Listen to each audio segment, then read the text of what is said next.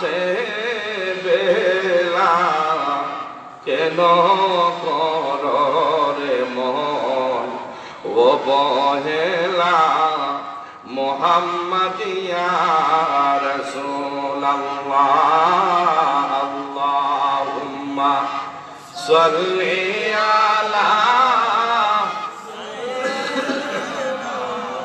মাওলানা মুহাম্মাদ ওয়া আলা সাইয়্যিদিনা মাওলানা মোহব্বত একটু জিকির করে লা ইলাহা ইল্লাল্লাহ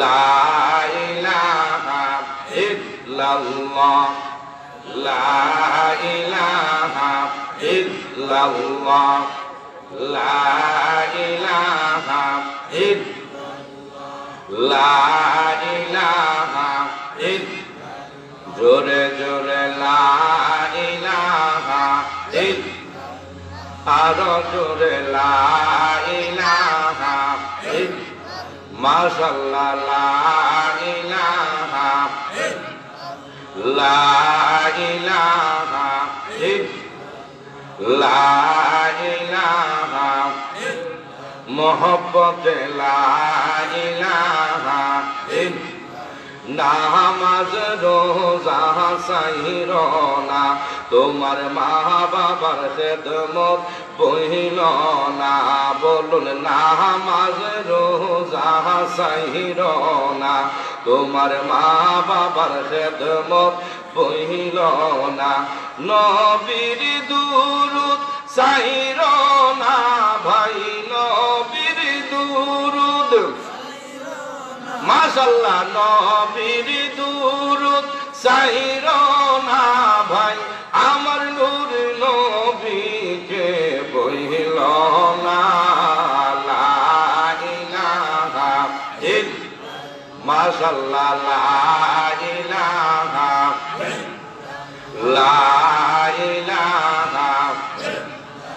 আল্লাহ সারা মাবুদ নাই আমার নবী সারা উপায় নাই বলুন আল্লাহ সারা মাবুদ নাই আমার নবী সারা উপায় নাই নবীর দিদার পাইতে হইলে নবীর দিদার মাশাআল্লাহ নবীর দিদার পাইতে হইলে ওলি আল্লাহর দয়া চাই লা ইলাহা মোহব্বত লা ইলাহা লা ইলাহা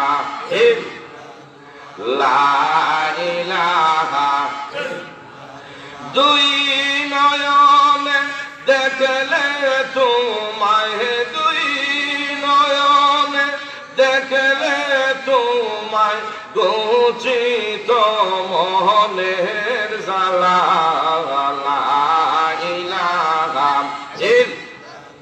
লা ইলাহা লা ইলাহা লা ইলাহা আসিয়া বলে আল্লাহ আল্লাহ ফেরাউন বলে দেব জালা বলুন আসিয়া বলে আল্লাহ আল্লাহ ফেরাউন বলে দেব জালা আল্লাহ বলেন ও জিবরাইল আল্লাহ বলেন ও জিবরাইল দাও না খুলে জান্নাতের তালা লা ইলাহা মাশাআল্লাহ লা ইলাহা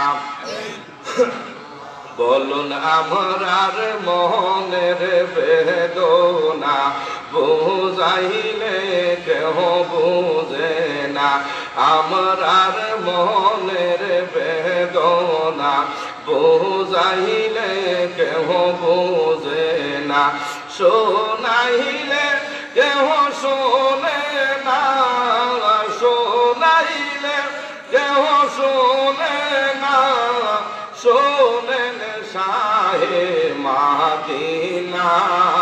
লা ইলাহা মাশাআল্লাহ, লা ইলাহা লা ইলাহা ইল্লাল্লাহু মুহাম্মাদুর রাসূলুল্লাহ। সবাই পড়ি সাল্লাল্লাহু আলাইহি ওয়াসাল্লাম। জিকির করলে লাভ হয় না ক্ষতি হয়? মাশাআল্লাহ, জিকির করলে লাভ হয়। জিকির করলে আপনার আমার মনের মধ্যে যত দুঃখ আছে, জ্বালা আছে, যন্ত্রণা আছে, আসেনি? মানুষকে আল্লাহ পাক যেমনি ভাবে সুখ দেন তেমনি ভাবে দুঃখ দেন, ঠিক কিনা? আমাদের মনের মধ্যে দুঃখ আছে, জ্বালা আছে, যন্ত্রণা আছে। এই জিকিরের বদৌলতে দুঃখগুলি, জ্বালাগুলি, মনের বেদনাগুলি দূর হয়ে যায়। বলেন সুবহানাল্লাহ। ভাইরা বন্ধুরা আমার, এই জিকিরের বদৌলতে আপনার আমার শরীরের মধ্যে যত ধরনের রোগ আছে সমস্ত রোগের সেবা হয়ে যায় জিকিরের বদৌলতে। বলেন সুবহানাল্লাহ। মহান আল্লাহ পাক কালামে পাকে আমাদেরকে জানাইয়া দিয়েছেন, আলা বিযিকিরিল্লাহি তাতমাইন্নুল কুলুব।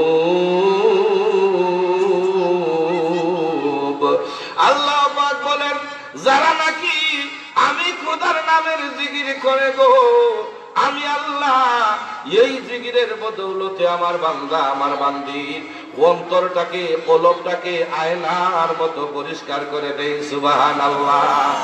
এই জন্য জিকির করা দরকার আছে আমাদের, কথা ঠিক কিনা? কারণ জিকির করলে আপনার আমার বাম বুকের নিচের মধ্যে একটা কলব থাকে, আরবিতে বলে কলব, বাংলায় বলে অন্তর, হিন্দিতে বলে দিল। ওই দিলটা আলোকিত, আলোকিত দিলটা, ওই আলোকিত কলবটা, অন্তরটা গুনাহ করতে করতে ওই দিলটার মধ্যে দাগ লেগে যায়। আর দাগ যখন লাগে, দাগ লাগতে লাগতে ওই আলোকিত দিলটা অন্ধকার হয়ে যায়, কথা ঠিক কিনা? ভাইরা বন্ধুরা আমার, আমরা সকাল থেকে নিয়ে সন্ধ্যা পর্যন্ত, আবার সন্ধ্যা থেকে নিয়ে সকাল পর্যন্ত মহান আল্লাহর দরবারে কত অন্যায় অপরাধ করতেছি, কথা ঠিক কিনা? কত অন্যায় অপরাধ করতেছি, কিন্তু কোনটি কবিরা গুনাহ, কোনটি সগীরা গুনাহ, কোনো গুনাহের খবর আমরা রাখতেছি না। এমনও মানুষ আছে বড় বড় গুনাহ করে, কিন্তু এই সমস্ত গুনারে গুনাই মনে করে না, কথা ঠিক কিনা? এই সমস্ত গুনারে গুনাহ মনে করে না। আমরা কত ফরজ নামাজ ত্যাগ করতেছি, অথচ ফরজ নামাজ, এক ওয়াক্ত ফরজ নামাজ ত্যাগ করা কবিরা গুনাহ। আল্লাহ রাসূল বলেন, এক ওয়াক্ত নামাজ ছেড়ে দেওয়ার কারণে 80 হুব্বা দুজখের মধ্যে জ্বলতে হবে। সাহাবীরা বলে, ইয়া রাসূলুল্লাহ, ইয়া হাবিবাল্লাহ, আল্লাহর নবী গো 80 হুব্বা কি? আল্লাহর নবী বলেন, যেই ব্যক্তি ইচ্ছা করে এক ওয়াক্ত না ফরজ নামাজ ছেড়ে দিল, ওই ব্যক্তি 2,88,000 বছর দুজখের মধ্যে জ্বলতে হবে। আল্লাহু আকবার। দুজখের মধ্যে 2,88,000 বছর জ্বলতে হবে যেই ব্যক্তি ইচ্ছা করে এক ওয়াক্ত ফরজ নামাজ ছেড়ে দিল, অথচ কবিরা গুনাহ করলো। মিথ্যা কথা বলা কবিরা গুনাহ, কথা ঠিক কিনা? এই সমস্ত গুনাহ করতে করতে আপনার আমার অন্ধকার অন্তরটা, অন্ধকার কলবটা, আলোকিত কলবটা অন্ধকার হয়ে যায়। আর অন্ধকার হয়ে গেলে এই মরা দিল নিয়ে, মরা কলব লইয়া আল্লাহ আল্লাহর ইবাদত বন্দেগী, রাসূলের ইবাদত বন্দেগী করলে তো তৃপ্তি পাওয়া যায় না, মজা পাওয়া যায় না, কথা ঠিক কিনা?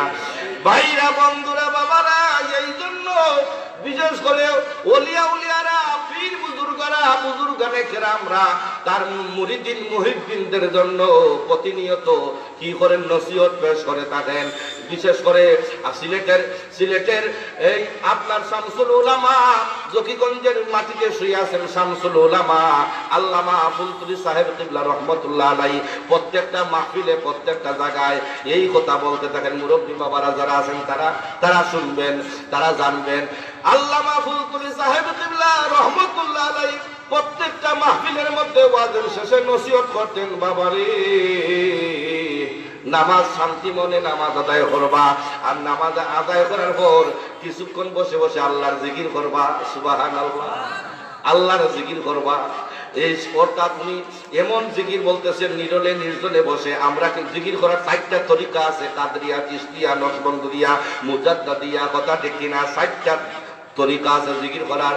আল্লাহর এই বলেন সব সময় নিরলে নির্জনে বসে, ঘরের কোণে হোক, নামাজ পড়ে হোক। কিন্তু আমরা মসজিদে নামাজ পড়ি, দৌড়াইয়া বাহির হইয়া ব্যবসার কাজে যাই, আমরা ক্ষেত খাবারে চলে যাই, কাজ কর্মে চাকরি ক্ষেত্রে চলে যাই, কথা ঠিক কিনা?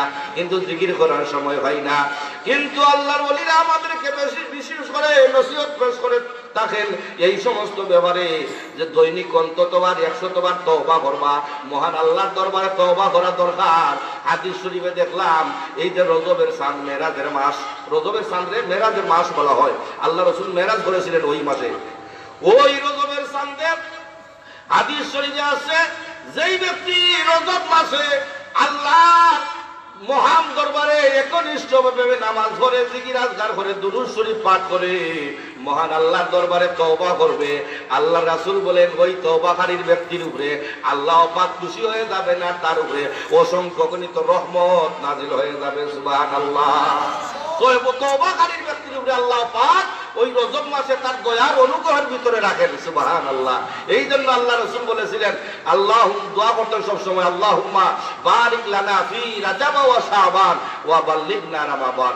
আল্লাহ রজব মাসের বরকত আমাদেরকে দান করেন, আর শাবান মাসের বরকত আমাদেরকে দান করেন, আর আমাদেরকে রমজান শরীফ পর্যন্ত পৌঁছিবার তৌফিক দান করেন, সুবহানাল্লাহ। এই দোয়া করতেন। আল্লাহর নবী বলেছেন, রজব মাস হইল আমার উম্মতের, আর শাবান মাস হইল আমার, আর রমজান মাস হইল একমাত্র আল্লাহর, সুবহানাল্লাহ।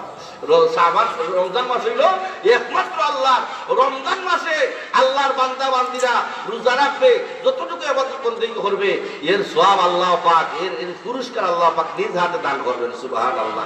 আর সাওমুলি ওয়া আনা আজিবি, অন্য হাদিস আছে সাওমুলি ওয়া আনা উজজাবি, রোজা হচ্ছে একমাত্র আমার, আর আমি কিয়ামতের দিন আমি আল্লাহ নিজেই বান্দার জন্য পুরস্কার হয়ে যাব, সুবহানাল্লাহ। এই জন্য ভাইরা, বন্ধুরা, বাবারা, বুজুর্গানে দিন বলতেন তাওবা করবা বাবারে, এরপরে দুরূদ শরীফ পাঠ করবা, জিকির আজকার করবা, লা ইলাহা ইল্লাল্লাহ, শ্বাসের সঙ্গে জিকির করবা, টান দিতে লা ইলাহা, ছাড়তে ইল্লাল্লাহ, নিরলে নির্জনে বসে। কিন্তু এখানে আমরা ওয়াজ মাহফিলে বসি, একটু উৎসাহের সহিত উচ্চ আওয়াজে আমরা জিকির করব। জিকির করলে মনের মধ্যে যত দুঃখ আছে, জ্বালা আছে, যন্ত্রণা দূর হয়ে যাবে, দূর হয়ে যাবে। উচ্চ আওয়াজে জিকির করব, মহব্বতে মন প্রাণ উজাড় করে, যাতে আমাদের ভিতরে কোনো জড়তা থাকে না, আমাদের অন্তরে কোনো দুঃখ থাকে না, শরীরের মধ্যে কোনো ধরনের রূপ থাকে না। এরপরে আল্লাহ পাক বলেন, আলা বিযিকরিল্লাহি তাতমাইন্নুল কুলুব, জিকির করলে বান্দার অন্তরটাকে আল্লাহ পাক আয়নার মতো পরিষ্কার করে দেন। এই জন্য আল্লাহ পাক আমাদেরকে কোরআন শরীফের 2 নম্বর পারার মধ্যে নাইকা বলেন, বান্দা তোমরা আমাকে স্মরণ করো, আমি তোমাদেরকে স্মরণ করব, সুবহানাল্লাহ। ফাযকুরুনি আযকুরকুম, বান্দা তোমরা আমারে স্মরণ করো, আমি তোমাদের স্মরণ করব। কত সুন্দর মজার কথা, কত মায়ার কথা আল্লাহ পাক বলেছেন। এই জন্য আল্লাহ পাককে আমরা স্মরণ করতেছি না, আমরা স্মরণ করতেছি না। নামাজ পড়ি ঠিক, নামাজ পড়ে আল্লাহকে স্মরণ করা হয়, কিন্তু জিকির আজকার করতে হইব, আল্লাহ আল্লাহ রাসূলের জিকির করতে হইব, লা ইলাহা ইল্লাল্লাহ জিকির করতে হইব, তাহলে আল্লাহ পাককে স্মরণ করা আমাদের মতো স্মরণ হয়। এই জন্য আল্লাহ রাসূল মেরাজ করেছিলেন, ওই মেরাজে আল্লাহ নবী আল্লাহর সঙ্গে দিদারে সাক্ষাতে ধন্য হয়েছিলেন। আল্লাহ পাক পুরস্কার কি দিলেন? পুরস্কার দিলেন উম্মতের নাজাতের জন্য। এই রজব মাসে আল্লাহর নবী আমাদের জন্য 5 ওয়াক্ত নামাজ নিয়ে আসছিলেন, এটা হলো পুরস্কার। অর্থাৎ নবী উম্মতকে কিভাবে জাহান্নাম থেকে বাঁচাইয়া আপনার জান্নাতে নেওয়া যায়, সেই ব্যবস্থা আল্লাহ নবী আমাদের জন্য এনেছেন। সেটা হচ্ছে কি? নামাজ। আল্লাহ নবী আল্লাহর সঙ্গে সাক্ষাৎ করেছেন, মেরাজ করেছেন, আর আল্লাহ নবী বলেছেন, ও উম্মতেরা, তোমাদের মেরাজ হইল, তোমাদের আল্লাহর সঙ্গে সাক্ষাৎ হইল নামাজের মাধ্যমে, সুবহানাল্লাহ। আসসালাতু মিরাজুল মুমিনিন, তোমাদের মেরাজ হইল নামাজের মাধ্যমে। বান্দা যখন আল্লাহর বান্দি, যখন আল্লাহর বান্দা যখন নামাজে দাঁড়িয়ে যাবে, তখন সময় আল্লাহ এবং বান্দার মধ্যে কোনো পার্থক্য থাকে না, পর্দা থাকে না, সুবহানাল্লাহ। এই জন্য ভাইরা, বন্ধুরা, বাবারা, আমরা একটু দিল লাগাইয়া আল্লাহর মহব্বতে একটু জিকির করব। কারণ জিকির যারা করেছে আল্লাহকে, আল্লাহ পাকের স্মরণ যারা করেছে, যারা আল্লাহর মহব্বতের বান্দা বান্দিরা আছে, ফরজ নামাজের পাশাপাশি কিছু নফল নামাজ জিকির আজকার করে থাকে। আর এই সমস্ত নফল নামাজ, নফল জিকির আজকার, মুস্তাহাব জিকির আজকার করতে করতে তারা আল্লাহর মহব্বতের হয়ে যায়। সুবহানাল্লাহ। যেমনি ভাবে হযরতে আব্দুল কাদের জিলানী রহমতুল্লাহ আল্লাহর মহব্বতের হইছেন, কথা ঠিক কিনা? আল্লাহর মায়ার হইছেন। যেমনি ভাবে হযরতে খাজা মঈনুদ্দিন চিশতি রহমতুল্লাহি আলাইহি আল্লাহর মহব্বতের হইছেন, কথা ঠিক কিনা? ওই খাজা মঈনুদ্দিন চিশতি আজমির শরীফ শুয়ে আছেন, কিন্তু ভারতের কথা মনে হইলে মুসলমানের কলিজা ফেটে যায়। এই ভারতের বুকে মুদির কারবারটা দেখেন, কেমন খাস কারবারটা। মোদী সরকার আজমির শরীফ গিয়া ওই খাজা মঈনুদ্দিন চিশতি রহমতুল্লাহ আলাইহির ওই মাজারের মধ্যে চাদর বিছাইয়া দেয়, চাদর বিছাইয়া দেয়। অথচ দিল্লির মধ্যে ওই মোদী সরকার তার সন্ত্রাসী বাহিনী দিয়া মুসলমানের ধর্মীয় গড় মসজিদের মধ্যে আগুন জ্বালাইয়া বৃদ্ধ মহিলা সহ 42 জন মানুষের মুসলমানের কি করেছে, জ্বালাইয়া ঘুরাইয়া সারকার করেছে, কথা ঠিক কিনা? এটা মুসলমান সহ্য করতে পারবে না। আমরা আমাদের বিন্দু পরিমাণ ঈমান থাকা সত্ত্বেও আমরা তাকে ঘৃণা করে, প্রাণ করে ঘৃণা জানাই যে আল্লাহ পাক যেন আমাদের মুসলমান ভাই বোনদেরকে হেফাজত করে। আর ওই ষড়যন্ত্র, ইহুদি ষড়যন্ত্র ও বিধর্মী ষড়যন্ত্রদেরকে তাদেরকে আল্লাহ পাক যেন হালাক করে দেন। সকলে বলেন আমিন। ভাইরা, বন্ধুরা, বাবারা, আল্লাহর মহব্বতের হয়েছিলেন হযরত শাহজালাল মজরতি আমনী রহমতুল্লাহ আলাইহি। ওই আমল থেকে আসছিলেন, ওই আমল থেকে এসে আল্লাহর মহব্বত থাকার কারণে আল্লাহ পাক ওই যে আল্লাহর ওলি হযরত শাহজালাল মজরতি আমনী সুরমা নদীতে যায় নামাজের মধ্যে ফাড়ি দিয়া, সুরমা নদী ফাড়ি দিয়ে যায় নামাজের মধ্যে পার হইয়া কি করেছেন, ফাড়ি দিয়েছিলেন, কথা ঠিক কিনা?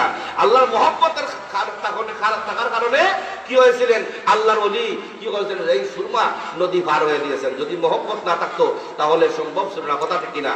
এই জন্য ভাইরা বন্ধুরা পশুর দিকে তাকান, যে পশুটা 600 মাইল দূর থেকে অনেক কিছু দেখতে পায়, যেমন শকুন, মৃত খাবারগুলি 600 মাইল দূর থেকে দেখতে পায়। অথচ আল্লাহ পাক বলেন হাদিসে কুদসির মধ্যে, ওয়া সামাউল্লাযী ইয়াসমাউ বিহি ওয়া বাসারাহুল্লাযী ইউবসিরু বিহি, যেই বান্দা আমার হয়ে যায় ওই বান্দার চক্ষু আমি আল্লাহর চক্ষু হয়ে যায়। সুবহানাল্লাহ।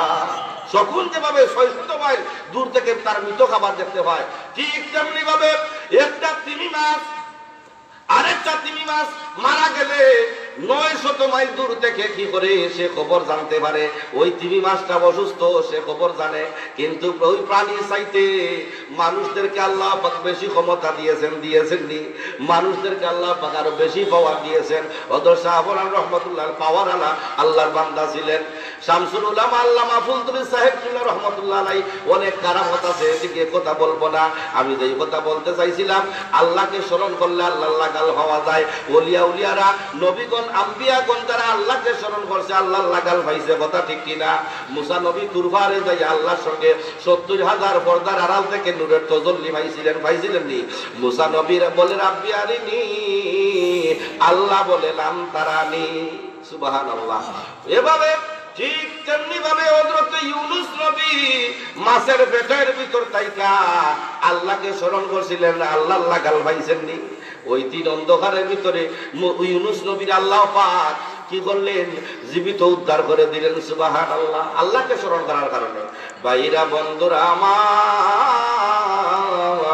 ফেরাউনের কুণ্ডির মধ্যে, আগুনের কুণ্ডির মধ্যে হযরত ইব্রাহিম নবী যখন ইব্রাহিম নবীকে ফেরাউন আগুনের কুণ্ডির মধ্যে ফেলে দেয়, ওই ইব্রাহিম নবী আল্লাহর কাছে সাহায্য চাইছিলেন, আল্লাহকে স্মরণ করছিলেন, কথা ঠিক কিনা? এই জন্য আল্লাহকে স্মরণ করার বদৌলতে আল্লাহ পাক ওই আগুনকে অর্ডার দিলেন। আগুনকে বললেন, কুল্লা ইয়া নারুকুনি বারদাও ওয়া সালামান আলা ইব্রাহিম। সুবহানাল্লাহ। আগুন রে, আমার ইব্রাহিমের প্রতি শান্তিদায়ক, আরামদায়ক হয়ে যাও। সুবহানাল্লাহ। এই জন্য ভাইরা বন্ধুরা, নবীগণ, আম্বিয়াগণ, আউলিয়াগণ যারা আল্লাহকে স্মরণ করেছে আল্লাহ লাগাল ভাইছে। এই জন্য আমরা মহব্বতে দিল লাগাইয়া একটু মহব্বতে আল্লাহকে ডাকবো। রাজি আছেন নি আপনারা? আল্লাহকে ডাকবো, রাজি আছেন নি? আপনারা একটু মহব্বতে জিকির করতে হবে, একটু সামনে আসতে হবে। আপনার অনুরোধ হইল একটু সামনে আসবেন। সামনে আসতে আপনাদের জিকিরের আওয়াজ আমি শুনতে পাই না, এই জন্য আমাকে একটু সহযোগিতা করবেন। আর আপনার বাম দিকে, আপনার পিছনের বাইরে যারা আছেন, আপনারা মেহরবানি করে বাম দিকে চলে আসেন। আপনারা এক সাইডে ডান দিকে আছেন, যার কারণ আমার ডান দিকে আছেন, এই জন্য মাহফিলটা সুন্দর দেখায় না। আপনারা একটু এই আমার বাম দিকে আসেন, যারা পিছনে আছেন বাম দিকে আছেন, আলহামদুলিল্লাহ তো হয়ে গেছে। আর একটু সামনে আসেন, একটু সামনে আসেন, একটু মহব্বতে দিল লাগাইয়া অন্তর উজাড় করে আল্লাহকে ডাকবো। আল্লাহকে ডাকলে আল্লাহ লাগাল পাওয়া যায়, আল্লাহর নৈকট্য পাওয়া যায়। এই জন্য মন লাগাইয়া, মন উজাড় করে মহব্বতের সহিত একটু আল্লাহকে ডাকি। আল্লাহ আল্লাহ আল্লাহ আল্লাহ আল্লাহ আল্লাহ আল্লাহ আল্লাহ আল্লাহ আল্লাহ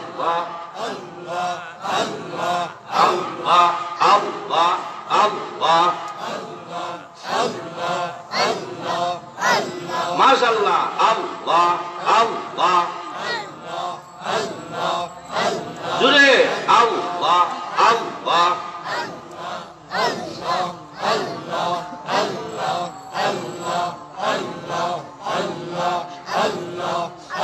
তোমার মতো আমায় কেহ, তোমার মতো আমায় কেহ মন ভালোবাসে না।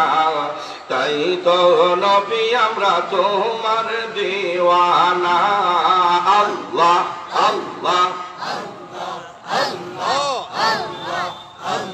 মাশাআল্লাহ। আল্লাহ আল্লাহ আল্লাহ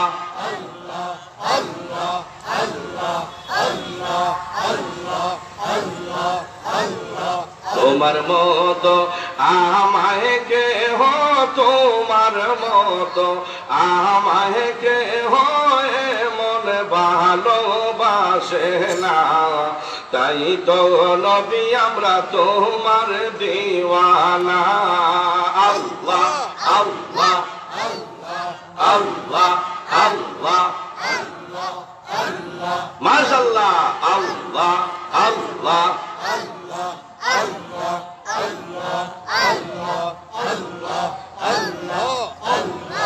আমি যতই বলি আমার দনগণ, এই সংসারে কেউ নয় আপন। আমি যতই বলি আমার দনগণ, এই সংসারে কেউ নয় আপন। তুমি আমার সহায় সম্বল, তুমি আমার সহায় সম্বল, গুরনিদানের আপনা। তাই তো নবী আমরা তোমার দিওয়ানা। আল্লাহ আল্লাহ আল্লাহ আল্লাহ আল্লাহ আল্লাহ আল্লাহ আল্লাহ আল্লাহ মাশাআল্লাহ। আল্লাহ আল্লাহ আল্লাহ আল্লাহ আল্লাহ আল্লাহ তোমার মতো আমায় কেহ, তোমার মতো আমায় কেহ মন ভালোবাসে না। তাই তো নবী আমরা তোমার দিওয়ানা। আল্লাহ আল্লাহ আল্লাহ আল্লাহ আল্লাহ আল্লাহ আল্লাহ আল্লাহ আল্লাহ। আমি সইনাছি কি তাদের দেখা, তুমি বিনে আমার জীবন ফাঁকা। আমি সইনাছি কি তাদের দেখা, তুমি বিনে আমার জীবন ফাঁকা। তুমি খুশি না হইলে, তুমি খুশি না হইলে আমার আল্লাহ খুশি হইব না। তাই তো নবী আমরা তোমার দিওয়ানা। আল্লাহ আল্লাহ আল্লাহ আল্লাহ আল্লাহ আল্লাহ আল্লাহ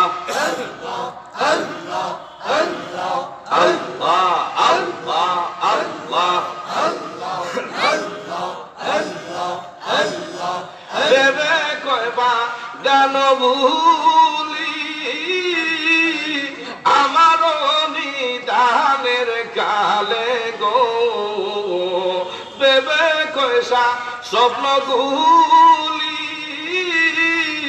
আমার নিদানের কালে গো রাই কহনবি আপন করে রাই কহনবি আপন করে কর জোরে পারত না তাই তো নবী আমরা তোমার দিওয়ানা আল্লাহ আল্লাহ মাশাআল্লাহ আল্লাহ আল্লাহ আল্লাহ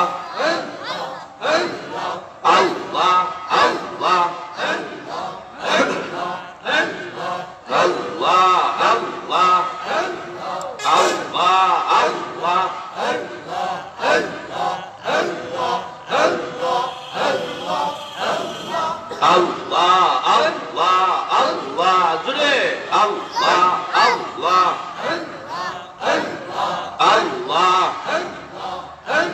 আমি যতই বলি আমার দনজন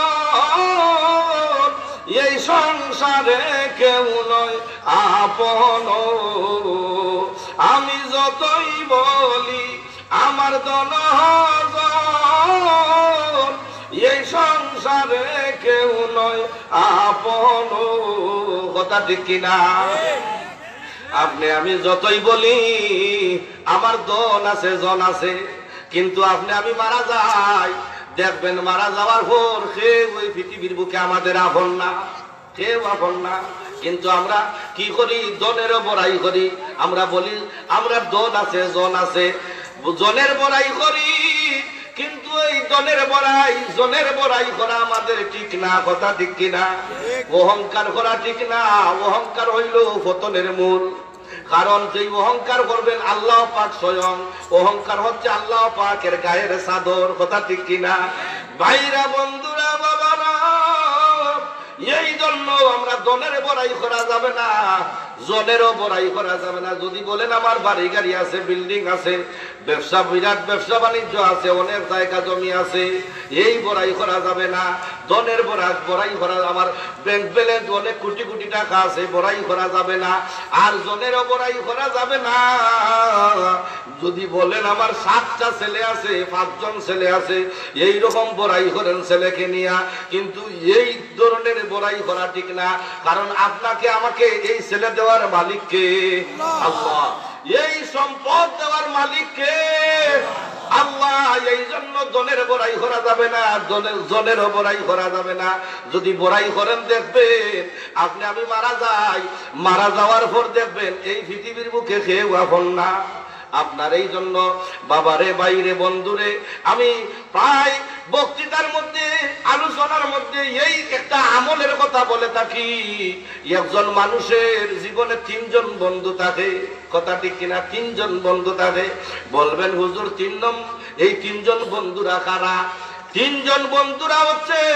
ওই ব্যক্তির 3 নাম্বার বন্ধু হইল সেই সম্পদ সেই সব ধন যেই দন দ্বারা ওই ব্যক্তি বড়াই করে অহংকার করে আমার বাড়ি গাড়ি আছে বিল্ডিং আছে টাকা পয়সা আছে ওই ব্যক্তির এই 3 নাম্বার বন্ধু হইল এই দন ঠিক কিনা 2 নম্বর বন্ধু হইল ওই ব্যক্তির ছেলে মেয়ে স্ত্রী পুত্র ভাই ভাতিজা আত্মীয় স্বজন এরা হইল 2 নম্বর বন্ধু আর আল্লাহর বান্দার 1 নম্বর বন্ধু হইল ওই আমল যেই আমলটা নামাজ রোজা কালেমার জিকিরের ওই আমলটা হইল আপনার আমার জীবনের 1 নম্বর বন্ধু বলেন সুবহানাল্লাহ এই জন্য এই 1 নম্বর বন্ধু ছাড়া আমরা কবরেও পার হইতে পারবো না হাসরেও না ফুলসিরাতেও না কথা ঠিক কিনা আল্লাহর বান্দা 3 জন বন্ধু থাকে ওই 3 জন বন্ধুর মধ্যে আল্লাহর বান্দা যদি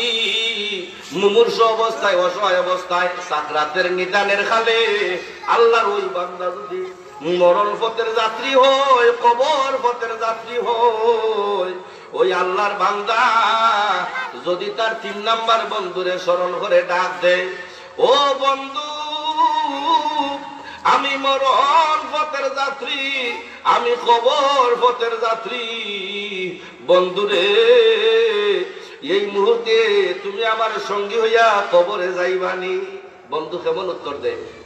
বন্ধু কেমন উত্তর দেয়? 3 নাম্বার বন্ধু। অথচ এই বন্ধু দুনিয়াতে এই টাকা দিয়া, সম্পদ দিয়া, জায়গা জমি কিনেছি, বাড়ি গাড়ি করেছি, কথা ঠিক কিনা, ব্যবসা বাণিজ্য সাজাইছি, কত অহংকার করেছি, কিন্তু মরণের সময় এই বন্ধু আপনার আমার সঙ্গী হইতেছে না, কথা ঠিক কিনা?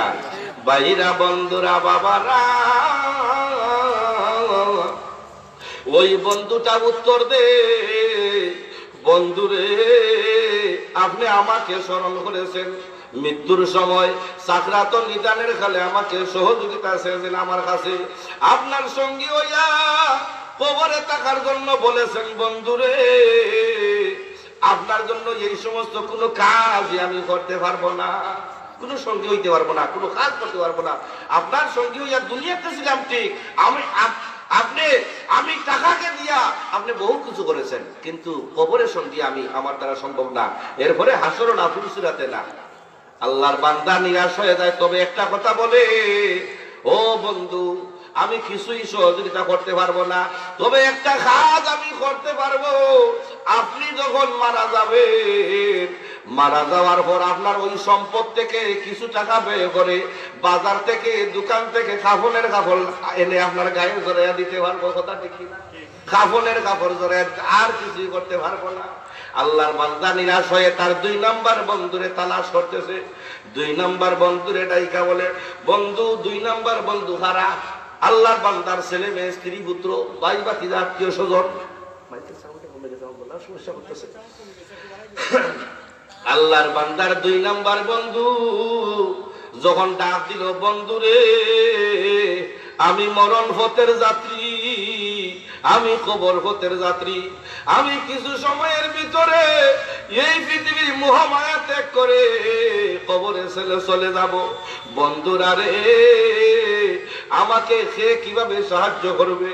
আমার সঙ্গী হইয়া কবরে থাকবানি, আমার সঙ্গী হইয়া হাসরে থাকবানি, আমার সঙ্গী হইয়া ফুলসিরাতে মিজানের পাল্লায় থাকবানি? ওই সমস্ত বন্ধুরা উত্তর দে, আপনি যখন আমাদের স্মরণ করেছেন, আপনি কিছু সময়ের ভিতরে এই পৃথিবী ছেড়ে চলে যাবে, কিন্তু আপনাকে তেমন একটা সহযোগিতা করতে পারবো না। আপনার সঙ্গী হইয়া আমরা কবরেও থাকতে পারবো না, হাসেরও না, ফুলসিরাতেও না। আল্লাহর বান্দা নিরাশ হয়ে গেলেন। তবে তারা এই উত্তরটা দিল, আপনি যখন মারা যাবেন, আল্লাহর বান্দার ছেলে মেয়ে, ভাই ভাতিজা, স্ত্রী পুত্ররা উত্তর দিল, আপনি যখন মারা যাবেন, আপনি মারা যাওয়ার পর বড়ই পাতার গরম পানির গোসল দিয়া, গরম জলে গোসল করাইয়া, আপনারে কাফন দাফন করাইয়া, জানাজা পড়াইয়া, বিসমিল্লাহি ওয়ালা মিল্লাতে রাসূলিল্লাহ বলে কবরস্থ করে আসতে পারবো, আর কিছুই করতে পারবো না, কথা ঠিক কিনা? আল্লাহ বান্দার এই 2 নাম্বার বন্ধুরা আর কিছুই করতে পারবে না, কবরেও না, হাসরেও না, ফুলসিরাতে না, আর কোনো সঙ্গী হইতে পারবে না। আল্লাহর ওই বান্দা দেখবেন যখন মারা যায়, মরণ পথের যাত্রী, ওই ব্যক্তির সঙ্গে সাকরাতের সময় লক্ষ্য রাখবেন, দেখবেন ওই আল্লাহর বান্দা আকাশের দিকে তাকায়, যখন আর কোনো সাহায্য না পায় তখন আকাশের দিকে তাকায়, আল্লাহর কাছে সাহায্য চায়। সুবহানাল্লাহ। এই মুহূর্তে আল্লাহর কোনো বান্দা, আল্লাহর কোনো বান্দাকে সাহায্য করতে পারবে না, একমাত্র আল্লাহ পাক তাকে সাহায্য করবেন। যদি মহব্বত করেন, মায়া করেন, তাহলে দৌলতে ঈমান তার নসিব হয়ে যাবে, কথা ঠিক কিনা? এই জন্য ভাইরা, বন্ধুরা, বাবারা, আল্লাহর বান্দা তার 1 নাম্বার বন্ধু ওই আমলকে স্মরণ করছে, ওই আমলকে স্মরণ করে বলেছে, বন্ধু আমার 3 নাম্বার বন্ধুরা আমার ছেড়ে চলে গেছে, আমার 2 নাম্বার বন্ধুরা আমার ছেড়ে চলে গেছে, তারা বলেছে আমারে কবর, হাসর, ফুলসিরাত, মিজান কোন জায়গায় আমাকে সাহায্য করতে পারবে না। বন্ধুরে, আমি এখন তোমার উপর নির্ভর করে আছি, তুমি আমাকে কিভাবে সাহায্য করতে পারবে, আমাকে একটু জানাইয়া দাও। আল্লাহর বান্দা ওই আমল, 1 নাম্বার বন্ধু আমল বলতেছে, বন্ধুরে আপনি যখন আমাকে স্মরণ করেছেন, আপনাকে আপনি কোনো টেনশন করবেন না, চিন্তা করবেন না, পেরেশানি করতে পারবেন না। সুবহানাল্লাহ বলেন। ওই এক নাম্বার বন্ধু খারা, ওই এক নাম্বার বন্ধু হইল আপনার আমার নামাজ, রোজা, কালেমা, কালেমার জিকির। যেই ব্যক্তি সম্পদশালী, নিসাব পরিমাণ মালের অধিকারী ব্যক্তি, ওই ব্যক্তির আরো দুইটা বন্ধু আছে, অর্থাৎ ওই আরো কিছু আমল আছে। ওই আমল হইল হজের আমল, যাকাতের আমল, এরাও এক নাম্বার বন্ধুর সঙ্গে সম্পৃক্ত। আর যে ব্যক্তির সম্পদ নাই, ওই ব্যক্তির আমল হইল নামাজ, রোজা, কালেমা, কালেমার জিকির, এরা হইল এক নাম্বার বন্ধু। ওই বন্ধুটাই কা বলে আপনি চিন্তা করবেন না, আপনার আমলের বরকতে এই সাকরাতর মৌতের কালে, সংকটের কালে নবীর নুরানি, আপনি নবীর নুরানির চেহারা দেখা যাইবেন। সুবহানাল্লাহ।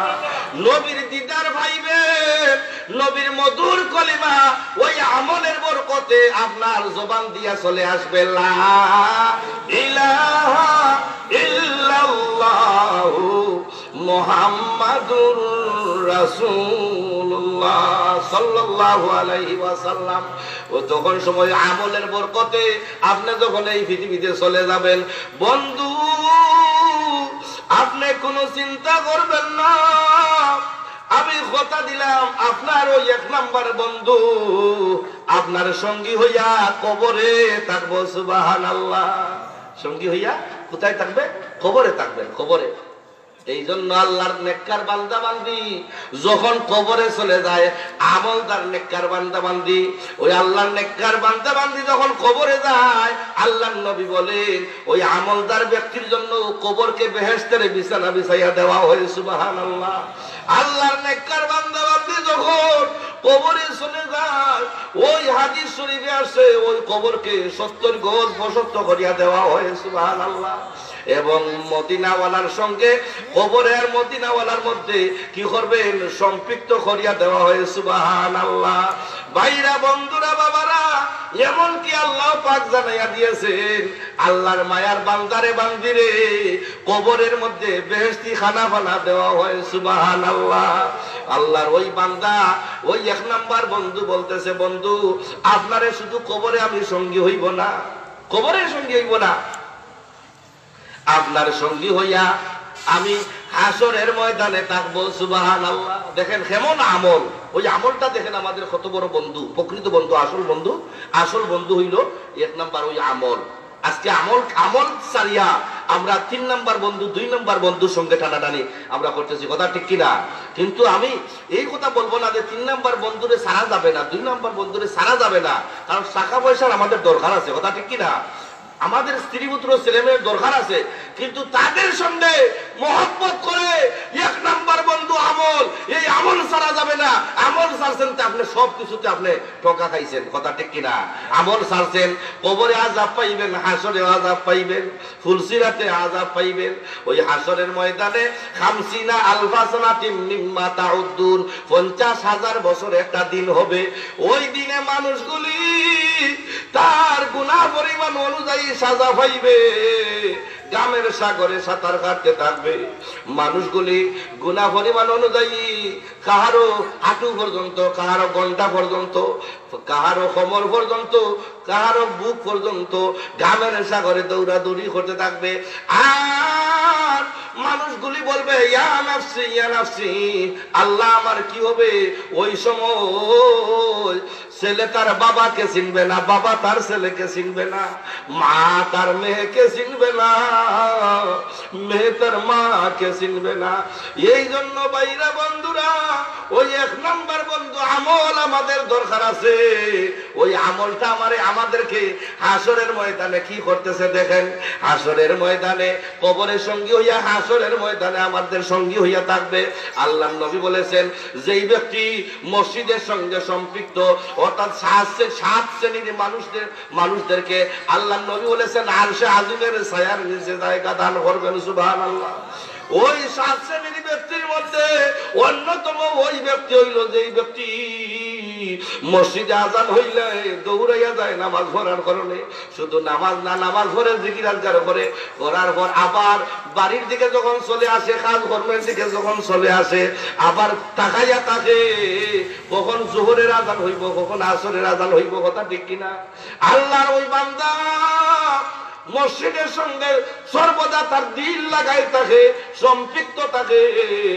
এই জন্য আল্লাহর নবী বলেছেন ওই শ্রেণীর মানুষকে কিয়ামতের দিন আমি নবী আরশে আজিমের ছায়ার নিচে জায়গা দিয়ে দিব। সুবহানাল্লাহ। আল্লাহর নবী বলেছেন শুধু কি তাই, ওই দিন 50,000 বছরে একটা দিন হবে।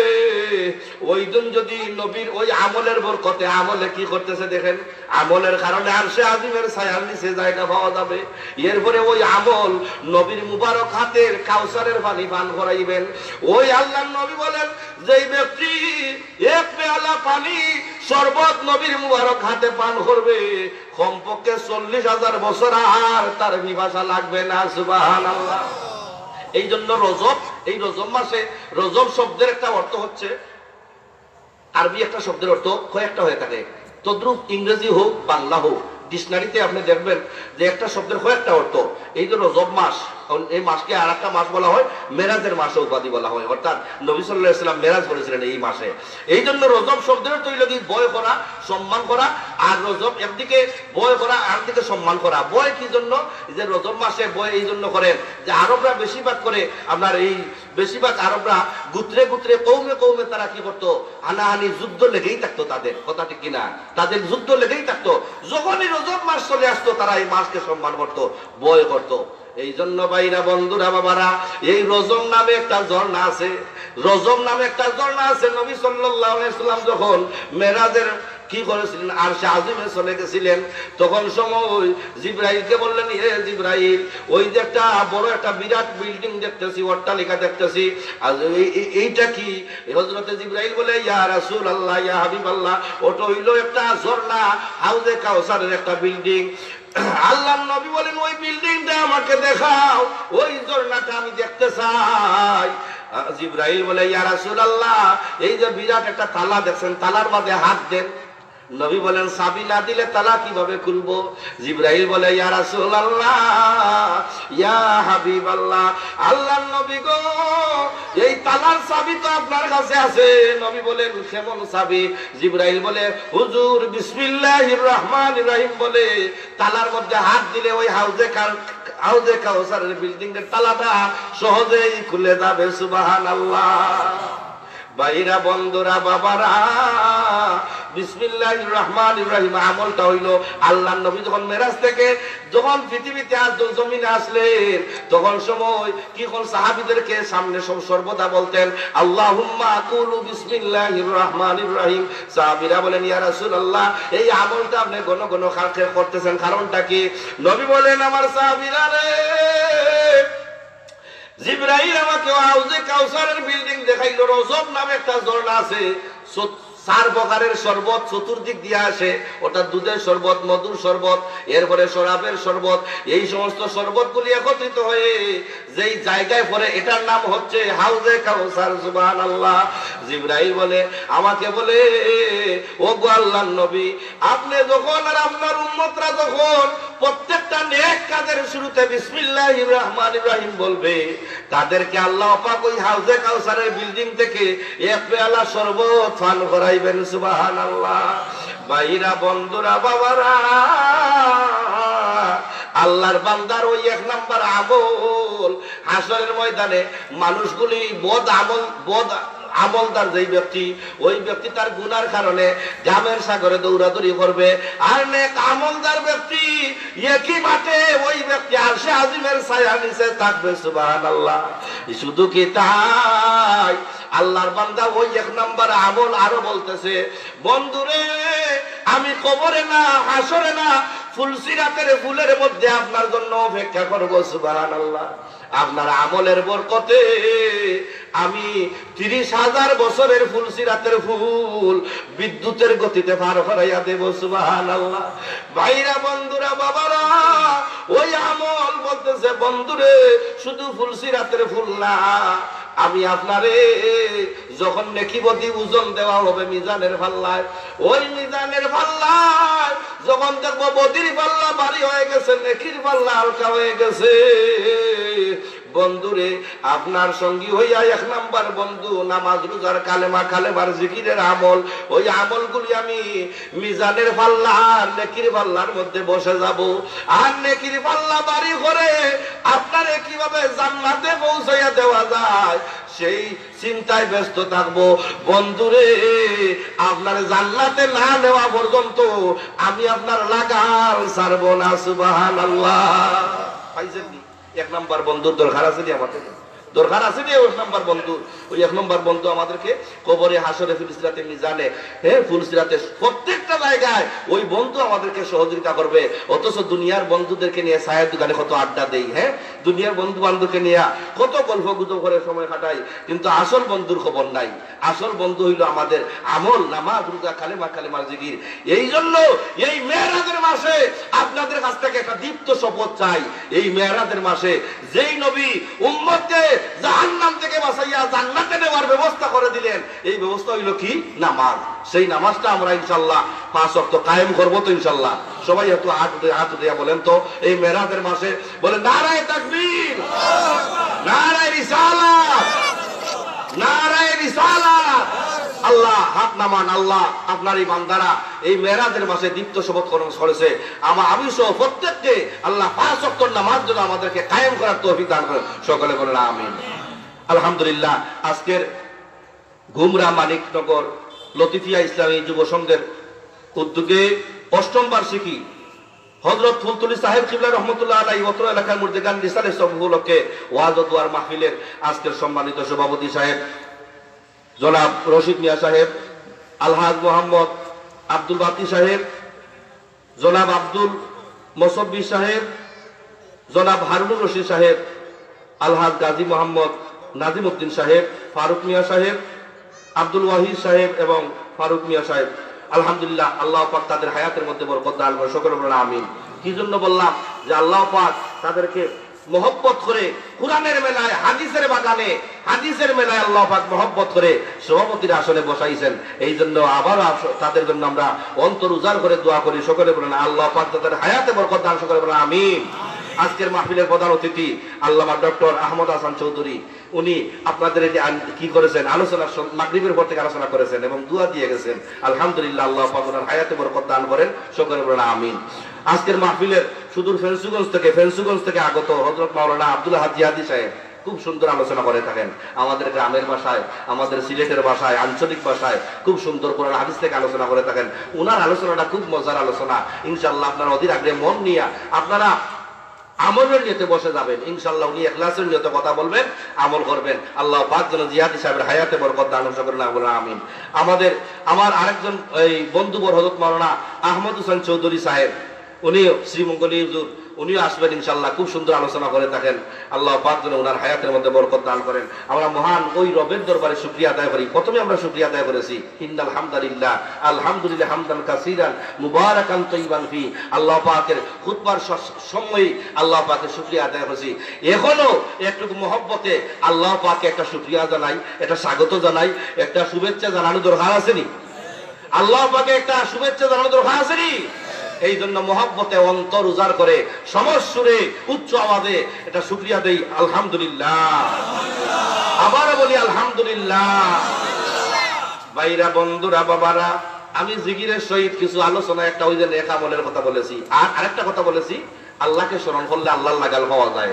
ওই জিকিরের আলোচনা করেছি আল্লাহকে স্মরণ করলে, আল্লাহকে স্মরণ করে আল্লাহ পাক যারা নবীরা, আউলিয়ারা, আম্বিয়ারা, উলিয়ারা আল্লাহকে স্মরণ করে আল্লাহর লাগাল পাইছেন। এই একটা আমল। আরেকটা আমল হইল আপনার আমার 1 নাম্বার বন্ধু হইল নামাজ, রোজা, কালেমার জিকির। এইগুলো যেন মনে থাকে ইনশাল্লাহ। আমার ভুল আলোচনা হইল, আমি মা বাবা সম্পর্কে কিছু আলোচনা করব। এই সংক্ষিপ্ত কিছু একটা কথা বলে আপনাদের সামনে আমি মুনাজাত দিয়ে আমি আপনাদের দোয়া নিয়ে ইনশাল্লাহ বিদায় নিব। মা বাবা সম্পর্কে আলোচনা করব। মা বাবা আমাদের অতি আপনজন, কথা ঠিক কিনা? মা বাবা যাদের, আমার মুরব্বী বাবারা যারা আছেন, হয়তো অনেকের মা নাই, অনেকের বাবা নাই, কিন্তু যুবক ভাইরা যারা আছে অনেকের মা আছে, বাবা আছে, খুব কম, কিন্তু বেশিরভাগ এই যুবক ছেলেদের মা বাবা আছে। এই মা বাবা হলো আমাদের অতি আপনজন। মা বাবা হাদিসের ভাষায় রাব্বুন সাগীর বলা হয়, অর্থাৎ মা বাবা আল্লাহ পাক যেভাবে আমাদেরকে লালন করেন, পালন করেন, মহব্বত করেন, ঠিক তেমনি ভাবে মা বাবাও আমাদেরকে লালন করেন, পালন করেন, কথা ঠিক কিনা? আমাদেরকে কত কষ্ট করেছেন মা বাবা ছোটবেলায়, লালন করতে যাইয়া, পালন করতে যাইয়া আমাদেরকে কত কষ্ট মা বাবা সহ্য করেছেন। এই জন্য মা বাবাকে রাব্বুল সাগীর বলা হয়। সুবহানাল্লাহ। মা বাবাকে রাব্বুল সাগীর বলা হয়, ছোট প্রভু বলা হয়। এই জন্য মা বাবা হচ্ছে আমাদের অতি আপনজন। এই জন্য মা বাবার ব্যাপারে কুরআন শরীফে আল্লাহ পাক আমাদেরকে জানিয়ে দিয়েছেন সূরা বনী ইসরাঈলের 23 নম্বর আয়াতের মধ্যে। সূরা বনী ইসরাঈলের 23 নম্বর আয়াতের মধ্যে আল্লাহ পাক বলেন, ওয়া কাযা রাব্বুকা আল্লা তা'বুদু ইল্লা ইয়াহু ওয়া বিল ওয়ালিদাইনি ইহসানা ইম্মা ইয়াবলুগান্না ইনদাকাল কিবারা আহাদুহুমা আও কিলাহুমা ফালা তাকুল লাহুমা উফফিন ওয়ালা তানহারহুমা ওয়া কুল লাহুমা কাওলান কারীমা। সুবহানাল্লাহ। আল্লাহ পাক মা বাবা সম্পর্কে কুরআন শরীফে সূরা বনী ইসরাঈল 15 নম্বর পারার মধ্যে 23 নম্বর আয়াতের মধ্যে আল্লাহ পাক কি করে এমন সুন্দরভাবে বলেছেন যে তোমরা তোমাদের রবের আদেশ, আল্লাহকে বাদ দিয়ে তোমরা কার ইবাদত করতেছো, সুতরাং তোমরা ওয়াকাযা রাব্বুকা আল্লা তা'বুদু, আর সুতরাং আমি আল্লাহর ইবাদত করো। সুবহানাল্লাহ। ওয়া বিল ওয়ালিদাইনি ইহসানা, তোমরা তোমাদের মা বাবার প্রতি বিনয় হও, নম্র হও। সুবহানাল্লাহ। আল্লাহ পাক কে আদেশ করেছেন? আল্লাহ পাক আদেশ করেছেন। আল্লাহ পাক বলেন তোমাদের পিতামাতার সাথে সৎ ব্যবহার করো। এরপরে যদি তোমাদের পিতামাতা দুজনের মধ্যে একজন যদিও বার্ধক্যে চলে যায়, বৃদ্ধ হয়ে যায়, দুজনের মধ্যে যদি একজনও পাও, তাহলে মা বাবাকে কষ্ট দিও না, দুঃখ দিও না, দমক দিও না, তাদের সাথে সুন্দরভাবে মুলায়েম ভাষায় কথা বলো। তো এরপরে মা বাবাকে তোমার দুঃখের কারণে, তোমার দমক দেওয়ার কারণে মা বাবার মুখ থেকে উফ শব্দটা বলাইও না, কারণ মা বাবা হচ্ছে তোমাদের অতি আপনজন। মা বাবার সাথে সম্মানসূচক ব্যবহার করো। সুবহানাল্লাহ। এই 23 নম্বর আয়াতে আল্লাহ পাক এই মা বাপ আল্লাহর ইবাদত বندگی করা এবং পাশাপাশি মা বাবার ইবাদত বندگی করার জন্য বলেছেন। 24 নম্বর আয়াতের মধ্যে আল্লাহ পাক বলেন, ওয়াখফিদ লাহুমা জানাহাজ যুল্লি মিনার রাহমাতি ওয়া কুর রাব্বিরহামহুমা কামা রাব্বায়ানি সগীরা। আল্লাহ পাক বলেন অনুকম্পায়, অর্থাৎ তুমি ওদের প্রতি বিনয়, নম্র, ভদ্র, তুমি বলো হে আমাদের রব রাব্বিরহামহুমা কামা রাব্বায়ানি সগীরা, তুমি বলো হে আমাদের রব ওদের প্রতি ঠিক তেমনি ভাবে ওদের প্রতি দয়া করো, মহব্বত করো, যেমনি ভাবে আমার মা বাবা আমাকে ছোটবেলায় আমাকে লালন করেছে, পালন করেছে, দয়া করেছে, মহব্বত করেছে। আজ আমার মা বাপ নাই, মা বাবার কবরের সামনে দাঁড়াইয়া আল্লাহ রাব্বুল আলামিন এই দোয়া করার কথা বলেছেন। সুবহানাল্লাহ। আর নবী বলেছেন উম্মতেরা রে, তোমাদের যাদের মা বাবা কবরে, মা ওই মায়ের কবরের সামনে যাইয়া, বাবার কবরের সামনে দাঁড়াইয়া তুমি কি করো? মা বাবার জন্য দোয়া করো, প্রার্থনা করো, মা বাবার গুনাহ মাফির জন্য তুমি আল্লাহর কাছে হাত বাড়াও। তুমি যখন মা বাবার কাছে দোয়া করবা, কাঁদতে থাকবা, তোমার চোখের পানি জমিনে পড়ার সঙ্গে সঙ্গে তোমার মা বাবার কবরের আযাব মহান আল্লাহ মাফ করে দেবেন। সুবহানাল্লাহ।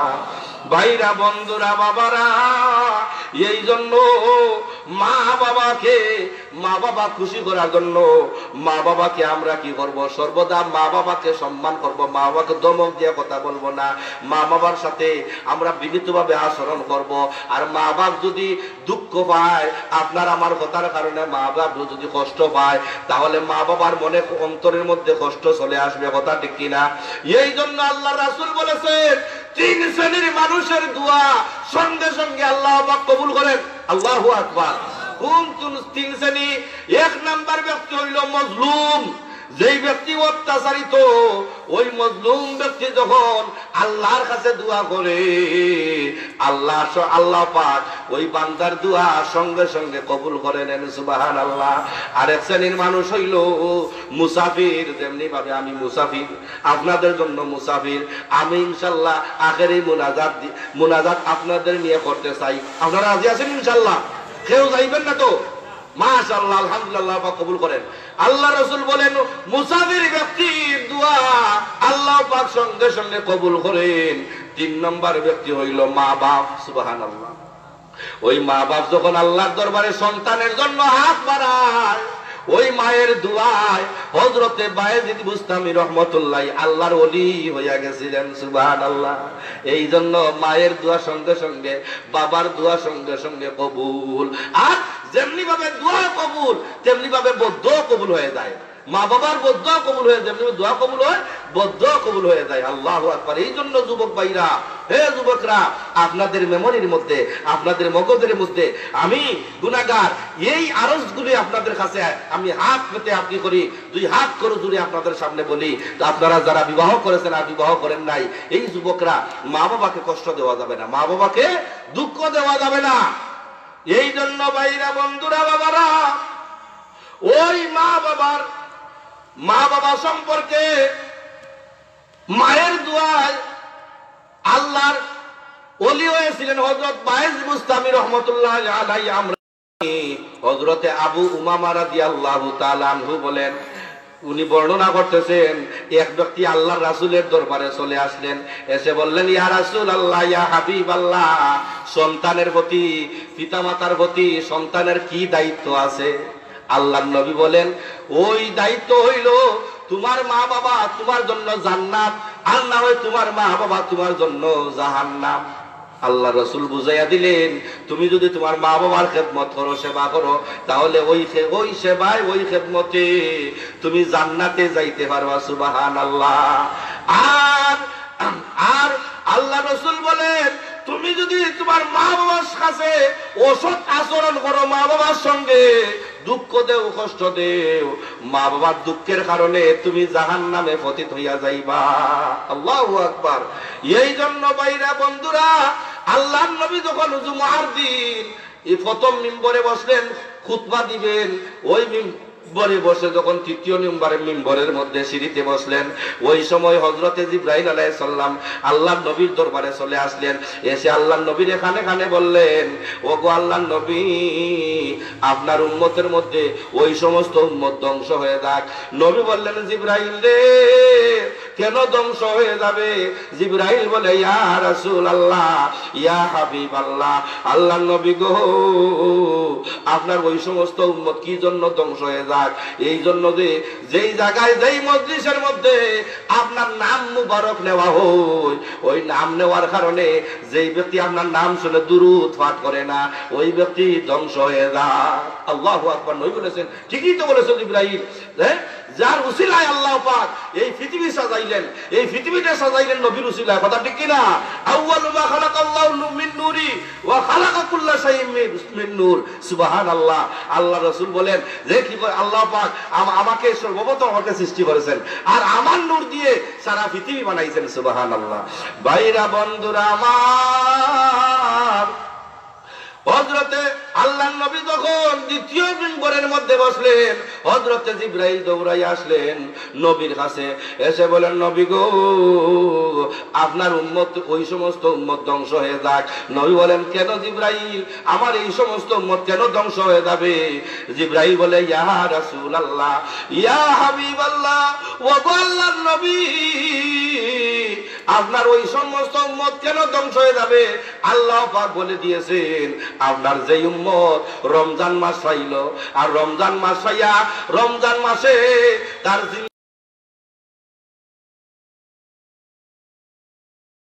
এই পৃথিবীর বুকে নাই, ওই ব্যক্তি ধ্বংস হয়ে যাক। আল্লাহ রাসূল আমিন বলে দিলেন। আল্লাহু আকবার। অথচ রমজান শরীফের মাসকে আল্লাহ পাক তিনটা ভাগে ভাগ করেন। প্রথম ভাগ হইল রহমত, সুবহানাল্লাহ। মাঝের ভাগ হইল মাগফিরাত, অর্থাৎ প্রথম ভাগ রহমত। আল্লাহ পাক গুনাহগার বান্দা বান্দিরে 10টা রোজা রাখার পর আল্লাহ পাক রহমত নাজিল করেন, সুবহানাল্লাহ। এরপরে মাঝের 10টা দিন, মাগফিরাতের দিন, যেই ব্যক্তিরে গুনাহগার ব্যক্তিরে রহমত দিলেন, রহমত দেওয়ার পর আল্লাহ পাক মাঝের 10টায় আল্লাহর বান্দা বান্দিরা যখন মাঝের 10টা রোজা রাখবে, মাঝের 10টা রোজা রাখার পর আল্লাহ পাক বলবেন 10টা রোজা রাখছে, মাঝের 10টা 20টা আছে, প্রথমে তারে রহমত দিলাম, এখন আমি আল্লাহ পাকের দয়ায় আমি তাদেরকে মাফ করে দেব, সুবহানাল্লাহ। ভাইরা, বন্ধুরা, বাবারা, তৃতীয় 10 দিন, অর্থাৎ 3 নম্বর যে নাজাতের, দুজক হইতে নাজাতের 10 দিন, 3 নম্বর ভাগ, ওই ভাগটা হইল আল্লাহ পাক বান্দারে প্রথম 10টা রোজা রাখার কারণে রহমত দিলেন, গুনাহগার বান্দারে মাফ করে দিলেন। প্রথমে রহমত দিলেন, মাঝের 10টা রোজা রাখার কারণে মাফও করে দিলেন, সুবহানাল্লাহ। এরপর আল্লাহ পাক এত দয়াবান, আল্লাহ পাক এত মায়াবান, ওই শেষের 10টা রোজা রাখার কারণে আল্লাহ পাক তার বান্দারে বান্দিরে দুজক হইতে মুক্তি দিয়া দিবেন, সুবহানাল্লাহ। আল্লাহ নবীর কাছে জিবরাইল বলে, ইয়া রাসূলুল্লাহ, ওগো আল্লাহর নবী, আপনার যে উম্মত রমজান মাস হইল আর তার জীবনের গুনারে মাফ করাইতে পারে না, তার মতো হতভাগা ব্যক্তি আর হইতে পারে না, সুবহানাল্লাহ। ভাইরা, বন্ধুরা, বাবারা, আল্লাহর নবী কি করলেন? ওই সময় বলে দিলেন যে আমার এই সমস্ত উম্মত ধ্বংস হয়ে যাক।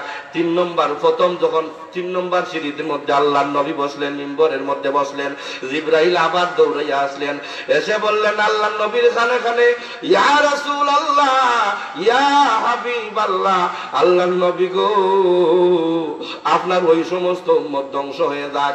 নবী বললেন, জিবরাইল, কেন ধ্বংস হয়ে যাবে? কেন ধ্বংস হয়ে যাবে? ইয়া রাসূলুল্লাহ, ইয়া হাবিবাল্লাহ, ওগো আল্লাহর নবী, আপনার যে উম্মত তার বৃদ্ধ মা এবং বাবা দুজনের মধ্যে যদি দুজন পায় তাহলে ভালো, দুজনের মধ্যে যদি একজন পায়, আর ওই মা বাবারে ভাইয়া, ওই মা এবং বাবারে ভাইয়া আপনার উম্মতে মা বাবার সেবা করে, খেদমত করে জান্নাত ওয়াজিব করতে পারলো না, নবী গো, তাদের মতো হতভাগা ব্যক্তি, সম্ভব ব্যক্তি আর হইতে পারে না, আপনি তাদের জন্য বদুয়া করেন। আল্লাহর নবী আমিন বলে দিলেন। আল্লাহু আকবার। যেই সন্তান তার মা এবং বাবাকে পাইলো, আর মা বাবা দুজনের মধ্যে যদি একজনে পায় তার মা বাবার খেদমত না করে না, সেই ব্যক্তি হতভাগা, আল্লাহ রসুলের অভিশপ্ত ব্যক্তি। আল্লাহু আকবার। এই জন্য যুবক ভাইরা, আপনাদের কাছে আমার আকুল আবেদন, যারা মা পাইছেন, যারা বাবা পাইছেন, ওই মা বাবাকে কষ্ট দেওয়া যাবে না, মা বাবাকে দমক দেওয়া যাবে না, মা বাবার সাথে সম্মানের সহিত, আদবের সহিত কথা বলতে হবে। কারণ মা বাবা আল্লাহর নবীর বাণী অনুযায়ী রাব্বুন সগীর, ছোট প্রভু বলা হয়, সুবহানাল্লাহ। ভাইরা, বন্ধুরা, বাবারা, এই জন্য আল্লাহর রাসূল সাল্লাল্লাহু আলাইহি ওয়াসাল্লাম আমাদেরকে মা বাপ সম্পর্কে তিরমিজি শরীফের একখানা হাদিস আমাদেরকে জানাইয়া দিয়েছেন, রিদাল্লাহু ফি রিদাল ওয়ালিদাইন ওয়া সাখাতাল্লাহু ফি সাখাতিল ওয়ালিদাইন। আল্লাহর নবী বলেন, যেই ব্যক্তি মা বাপ যে ব্যক্তির সঙ্গে, অর্থাৎ মা বাপ সন্তুষ্টি হয়ে গেল, যার সঙ্গে মা বাবা খুশি, যেই সন্তানের প্রতি মা বাবা খুশি, এই সন্তানের প্রতি আল্লাহ খুশি, সুবহানাল্লাহ। ওয়া সাখাতাল্লাহু ফি সাখাতিল ওয়ালিদাইন। যেই ব্যক্তির মা বাপ সন্তানের উপরে বেজার, আল্লাহ পাক হবে যার। এই জন্য মা বাবার ইজ্জত কদর করা থেকে আমরা বঞ্চিত হব না। কারণ মা বাবার ইজ্জত করলে, মা বাবার সম্মান করলে আমাদের জান্নাত ওয়াজিব হয়ে যাবে, জান্নাতের অধিকারে। কারণ মা বাবার দোয়ায় তো, মা বাবার দোয়ায় আল্লাহর ওলি হওয়া যায়, মা বাবার দোয়ায় বাদশাহ হয়ে যাওয়া যায়। সুবহানাল্লাহ। জান্নাতের চাবি আমার মা, মা গো জান্নাতের চাবি আমার মা। মা হাজার বেছে নাই, বাবা হাজার বেছে নাই, তার মতো দুঃখী নাই, খালা ফুফু মায়ের মতো না, না গো জান্নাতের চাবি আমার মা। কথা ঠিক কিনা? জান্নাতের চাবি আমার মা। আল্লাহ রাসূলের কাছে এক ব্যক্তি গেলেন, ইয়া রাসূলুল্লাহ আমি কার খেদমত করব? আল্লাহ রাসূল বলেন ওয়া উম্মুকা। এরপরে বলেন ইয়া রাসূলুল্লাহ আর কার খেদমত করব? ওয়া উম্মুকা। তিনবার বললেন ওয়া উম্মুকা। চতুর্থবার বললেন ওয়া আবুকা, তোমার পিতা। সুবহানাল্লাহ। এই জন্য মা বেশি কষ্ট পাইছেন, মায়ের হক বেশি। চতুর্থ নম্বরে বাবা। ভাইরা বন্ধুরা, বাবারা, মা হাজার বেছে নাই, তার মতো দুঃখী নাই, খালা ফুফু মায়ের মতো না, না গো জান্নাতের চাবি আমার মা। সন্তানের বেহেশত যার যার মায়ের পায়ের নিচে, মা জননী যাহার প্রতি সন্তুষ্ট হইয়াছে। বাপ মা যদি দোয়া করে আল্লাহর দরবারে, দয়াল দয়া করে দয়াল আল্লাহ দুয়া কবুল করে। সবার আগে বাপার দুয়া কবুল করেন দয়াল আল্লাহ। সবার আগে বাপমার দুয়া কবুল করেন দয়াল আল্লাহ। বাপমার দুয়া বিফলে যায় না, না গো জান্নাতের চাবি আমার মা। মা হাজার বেছে নাই, বাবা যার বেছে নাই, তার মতো দুঃখী নাই, খালা ফুফু মায়ের মতো না, না গো জান্নাতের চাবি আমার মা। বরকত গরের লক্ষ্মী রহমত আমার মায়। মায়ের সেবা থাকলে পালা মুসিবত ফালায়। সুবহানাল্লাহ। মা বাবার সেবা যদি থাকে, ওই সন্তান যদি মা বাবার সেবা করে, তার জীবনে দুঃখ আসবে না, কষ্ট আসবে না, বালা মুসিবতও আসবে না। সুবহানাল্লাহ। বরকত গরের লক্ষ্মী রহমত আমারও মায়। মায়ের সেবা থাকলে বালা মুসিবত ফালায়। মা বাবাকে কষ্ট দিলে জাহান্নামে যায়, মা বাবাকে সেবা করলে জান্নাত মিলে যায়। মা বাবার সেবা করো, আল্লাহর জান্নাত কামাই করো।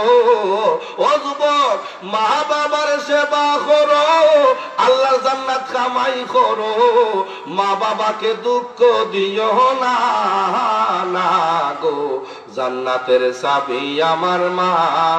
সুবহানাল্লাহ বলি একটু মহব্বতে, একটু আল্লাহকে ডাকি। আল্লাহ আল্লাহ আল্লাহ আল্লাহ আল্লাহ আল্লাহ আল্লাহ আল্লাহ আল্লাহ আল্লাহ আল্লাহ। মহব্বতে মন প্রাণ উজাড় করে আল্লাহ আল্লাহ আল্লাহ আল্লাহ আল্লাহ আল্লাহ আল্লাহ আল্লাহ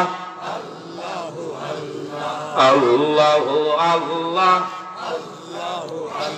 ও গো মাবুদ মাওলা রে, ডাকি আমরা তোমারে। ও গো মাবুদ মাওলা রে, ডাকি আমরা তোমারে। আল্লাহ আল্লাহ আল্লাহ আল্লাহ আল্লাহ আল্লাহ আল্লাহ আল্লাহ জুড়ে আল্লাহ আল্লাহ আল্লাহ আল্লাহ আল্লাহ আল্লাহ। গোনার বোঝা মাথায় লইয়া, গোনার বোঝা মাথায় লইয়া, দেশে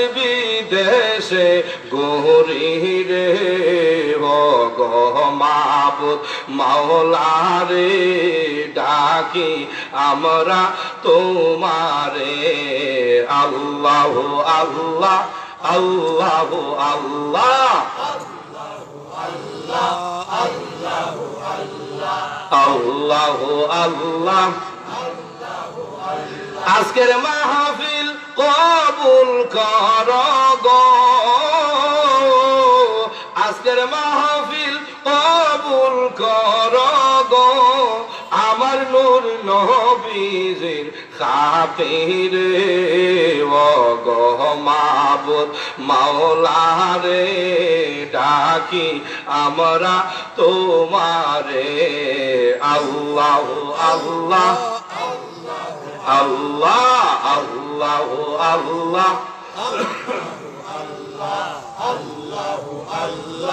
আল্লাহ আল্লাহ আল্লাহ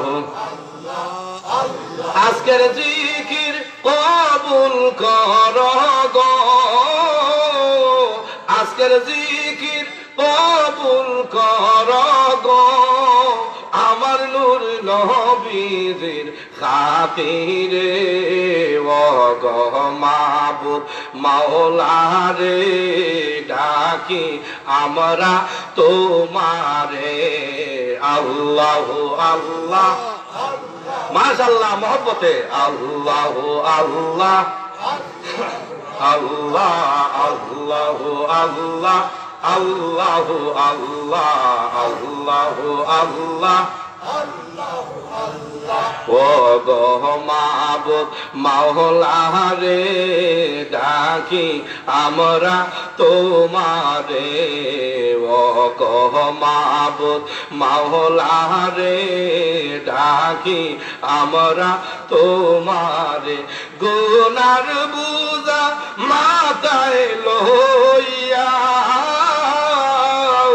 গুনার বুঝা মাথায় লইয়া দেশ বিদেশে গৌরী রে ও গো মাবুদ মাওলা রে ডাকি আমরা তোমারে আল্লাহ আল্লাহ আল্লাহ আল্লাহ মাশাআল্লাহ আল্লাহ আল্লাহ আল্লাহ আল্লাহ আল্লাহ এই লাভুর দরিয়ার মাঝে আমরা অসহায় এই লাভুর দরিয়ার মাঝে আমরা অসহায় দয়াল মাবুদ বিনে মনের জালা দয়াল মাওলা বিনে মনের বেদন বুঝবার কেহ নাই আল্লাহ আল্লাহ আল্লাহ আল্লাহ আল্লাহ আল্লাহ আল্লাহ আল্লাহ আল্লাহ আল্লাহ আল্লাহ আল্লাহ তুমি কাউকে বাজারে পাঠাইলা কাউকে দোকানে বসাইলা কাউকে বাড়িতে শোয়াইলা কাউকে দোকানে বসাইলা তুমি আমাদেরকে জান্নাতে বসাইলা আল্লাহ আল্লাহ আল্লাহ আল্লাহ আল্লাহ আল্লাহ আল্লাহ আল্লাহ আল্লাহ আল্লাহ আল্লাহ মুর্শিদা আমার আল্লাহর বন্ধু কোন সন্দেহ নাই আমি মুর্শিদ নামের বড়ই শান্তি পাই আল্লাহ আল্লাহ আল্লাহ আল্লাহ আল্লাহ আল্লাহ আল্লাহ আল্লাহ ও গো মাবুদ মাওলা রে ডাকি আমরা তোমারে ও গো মাবুদ মাওলা রে ডাকি আমরা তোমারে আল্লাহ আল্লাহ আল্লাহ আল্লাহ মাশাআল্লাহ মাশাআল্লাহ আল্লাহ আল্লাহ আল্লাহ আল্লাহ আল্লাহ আল্লাহ গুনার বোঝা মাথায় লইয়া গুনার বোঝা মাথায় লইয়া দেশ বিদেশে গরি রে ও গো মাবুদ মাওলা রে ডাকি আমরা তোমারে আল্লাহ আল্লাহ আল্লাহ আল্লাহ আল্লাহ আল্লাহ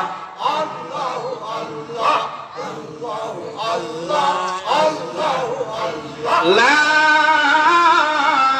ইলাহা ইল্লাল্লাহু মুহাম্মাদুর রাসূলুল্লাহ সবাই বলি সাল্লাল্লাহু আলাইহি ওয়াসাল্লাম। ভাইরা বন্ধুরা আমার, সেই মা বাপ সম্পর্কে আলোচনা তার আগে আবারও একটু স্মরণ করে দেই। প্রথমে জিকির সম্পর্কে কিছু জিকিরের সঙ্গে আলোচনা করেছিলাম। এই আমলটা হইল জিকির আমরা সর্বদা করব, কারণ জিকির করলে আল্লাহকে ডাকলে আল্লাহ গাল পাওয়া যায়, কথা ঠিক কিনা? আল্লাহকে যারা ডাকছেন তারা আল্লাহর ওলি হয়ে গেছেন, সুবহানাল্লাহ। আল্লাহর মহব্বতের হয়ে গেছেন, আল্লাহর মায়ার হয়ে গেছেন। 2 নম্বর ওই আমলের কথা বলেছিলাম, ওই আমল আপনার আমার জীবনে 3 নাম্বার বন্ধু, 2 নাম্বার বন্ধু, 1 নাম্বার বন্ধু থাকে, কিন্তু আপনার আমার ওই 1 নাম্বার বন্ধু হইল আসল বন্ধু। ওই বন্ধুটা কালেমা নামাজ রোজা কালেমার জিকির। ওই বন্ধুটা আপনারে আমাকে কবরে হাসরে ফুলসিরাতে মিজানে এমন কি সঙ্গী হইয়া আমাদেরকে জান্নাতে পৌঁছাইয়া দিবে, সুবহানাল্লাহ। ভাইরা বন্ধুরা বাবারা, এই জন্য আল্লাহ রাসূল সাল্লাল্লাহু আলাইহি সাল্লাম বলেছেন, অন্যতম মা বাপ সম্পর্কে আলোচনা, মা বাবার ব্যাপারে আল্লাহ রাসূল সাল্লাল্লাহু আলাইহি সাল্লাম বলেছেন অন্যতম কবিরা গুনাহ হইল মা বাবাকে গালি দেওয়া, মা বাবাকে গালমন্দ করা। আল্লাহু আকবার। সাহাবী বললেন, ইয়া রাসূলুল্লাহ, ইয়া হাবিবাল্লাহ, মা বাবারে কিভাবে নিজের মা বাবারে বুঝি কেউ গালি দেয় নাকি? আল্লাহর নবী বলেন, যেই ব্যক্তি অন্য লোকের মা বাবাকে গালি দিবে, আল্লাহর নবী বলেন সেই গালিটা তার মা বাবার উপরে গিয়ে পড়বে। আল্লাহু আকবার। এই গালিটা তার মা বাবার উপরে গিয়ে পড়বে। এই জন্য অন্য ছেলের মা বাবাকে কারণে গালি দেওয়া যাবে না। এই গালিটা আল্লাহ রাসূল বলেছেন যে ওই তার মা বাবার উপরে ওই গালিটা যাইয়া পড়বে। ভাইরা বন্ধুরা বাবারা, এই জন্য ওই মা বাপকে সম্মান করব, মা বাপকে ইজ্জত করব, কদর করব।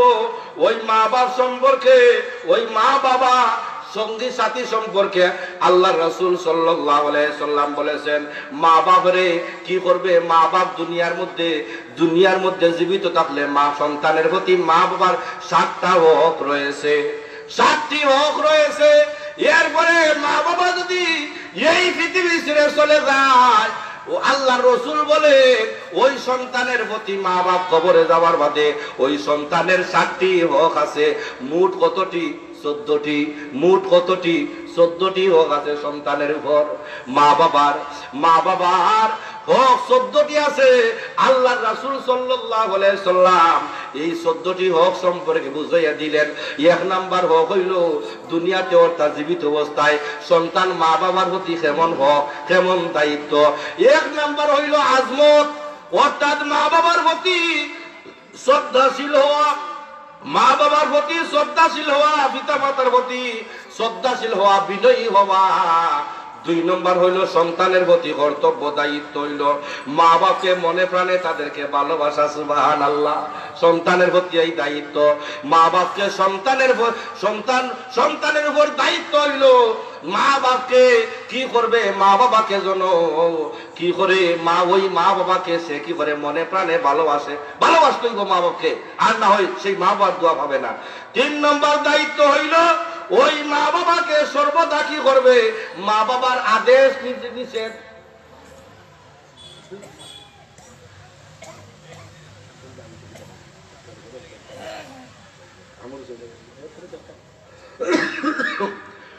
তিন নাম্বার হইল সন্তানের প্রতি। আপনারা আগেই বলেছিলেন আমার মুনাজাত দিয়ে আপনারা তো চলে যাইতেছেন, আপনারা এত সময় কষ্ট করলেন, একটু পর উঠবেন ইনশাল্লাহ, মুনাজাত দেওয়ার পর উঠবেন, চাটা খাইয়া আবার বসবেন। কারণ এই বেহেশতের বাগান তো আজকে আছে, কালকে নাই, কথা ঠিক কিনা? এই বাগান তো বেহেশতের বাগান প্রতিদিন থাকবে না, প্রতি রাত্রি থাকবেন এই বেহেশতের বাগান। আপনারা উঠা চলা করবেন না, মেহরবানি করে আপনারা বসেন, একটু পরে উঠবেন, চাটা খাই আবার বসবেন। কারণ এই রাত্রি নবীর বেহেশতের বাগানে আপনারা বসেছেন, এই বাগানে কোনো সন্দেহ নাই আমাদের নামাজ রোজা হজ যাকাত কালেমার জিকিরের এই আমল যদিও বরবাদ হয়ে যায়, আল্লাহ না করুক, আল্লাহ পাক হচ্ছেন দয়াল, আল্লাহ পাক মায়াবান মেহেরবান। কিয়ামতের দিন আল্লাহ পাক বান্দাকে বাঁচাইবার জন্য চেষ্টা করবেন আমার বান্দার আর কোন ভালো আমল নিয়ে আছে। আল্লাহু আকবার।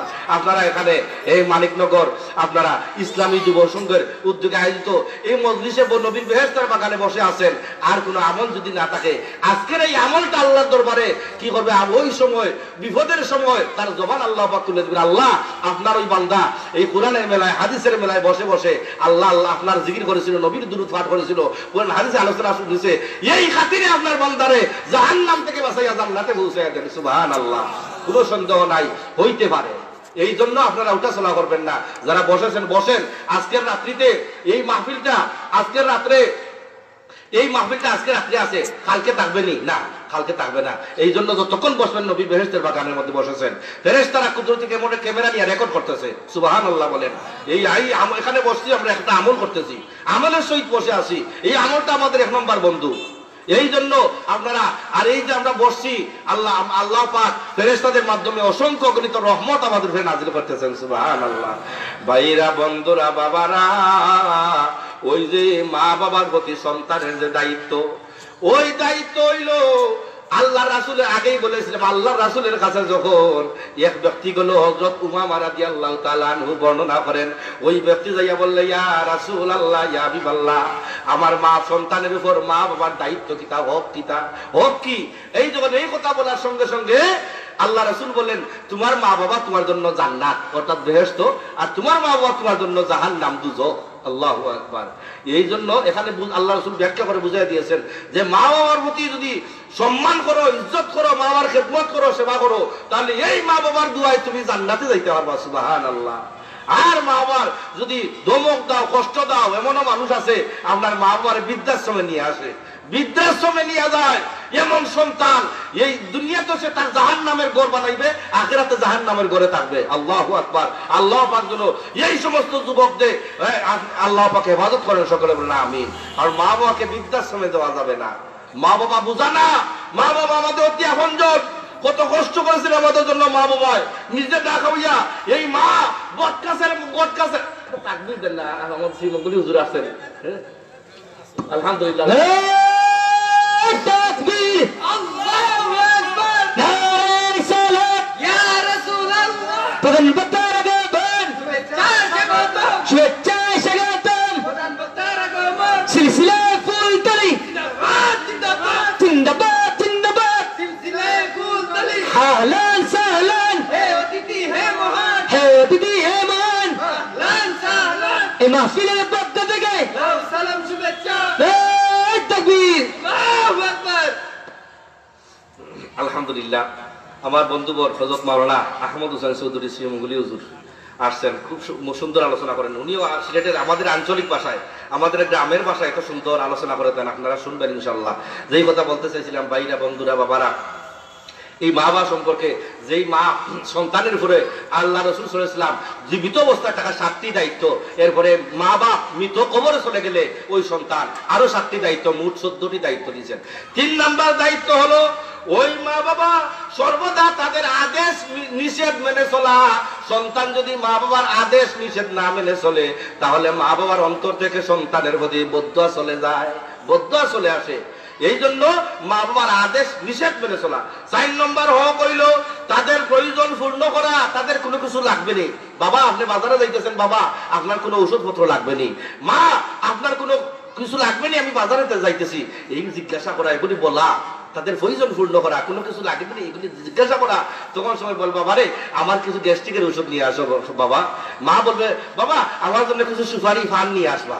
তখন সময় এই ছেলেটা বাজারে যাইতে সুবহানাল্লাহ, এই ছেলেটা যখন বাজারে যায়, মা বাবার দোয়া আল্লাহর রহমত তার সঙ্গে চলে যায়। সুবহানাল্লাহ। ও যুবক, তুমি কেন মা বাবাকে চিনো না? মা বাবার ইজ্জত কেন করো না? ভাইরা বন্ধুরা, বাবার আমার 5 নম্বর কইল মা বাবার ক্ষতি সন্তানে কি করবে? মা বাবার খেদমত করবে, মা বাবার সেবা করবে। 6 নম্বর কইল ওই সন্তান সব সময় মা বাবার সুখে শান্তিতে রাখার জন্য চেষ্টা করা। সুবহানাল্লাহ।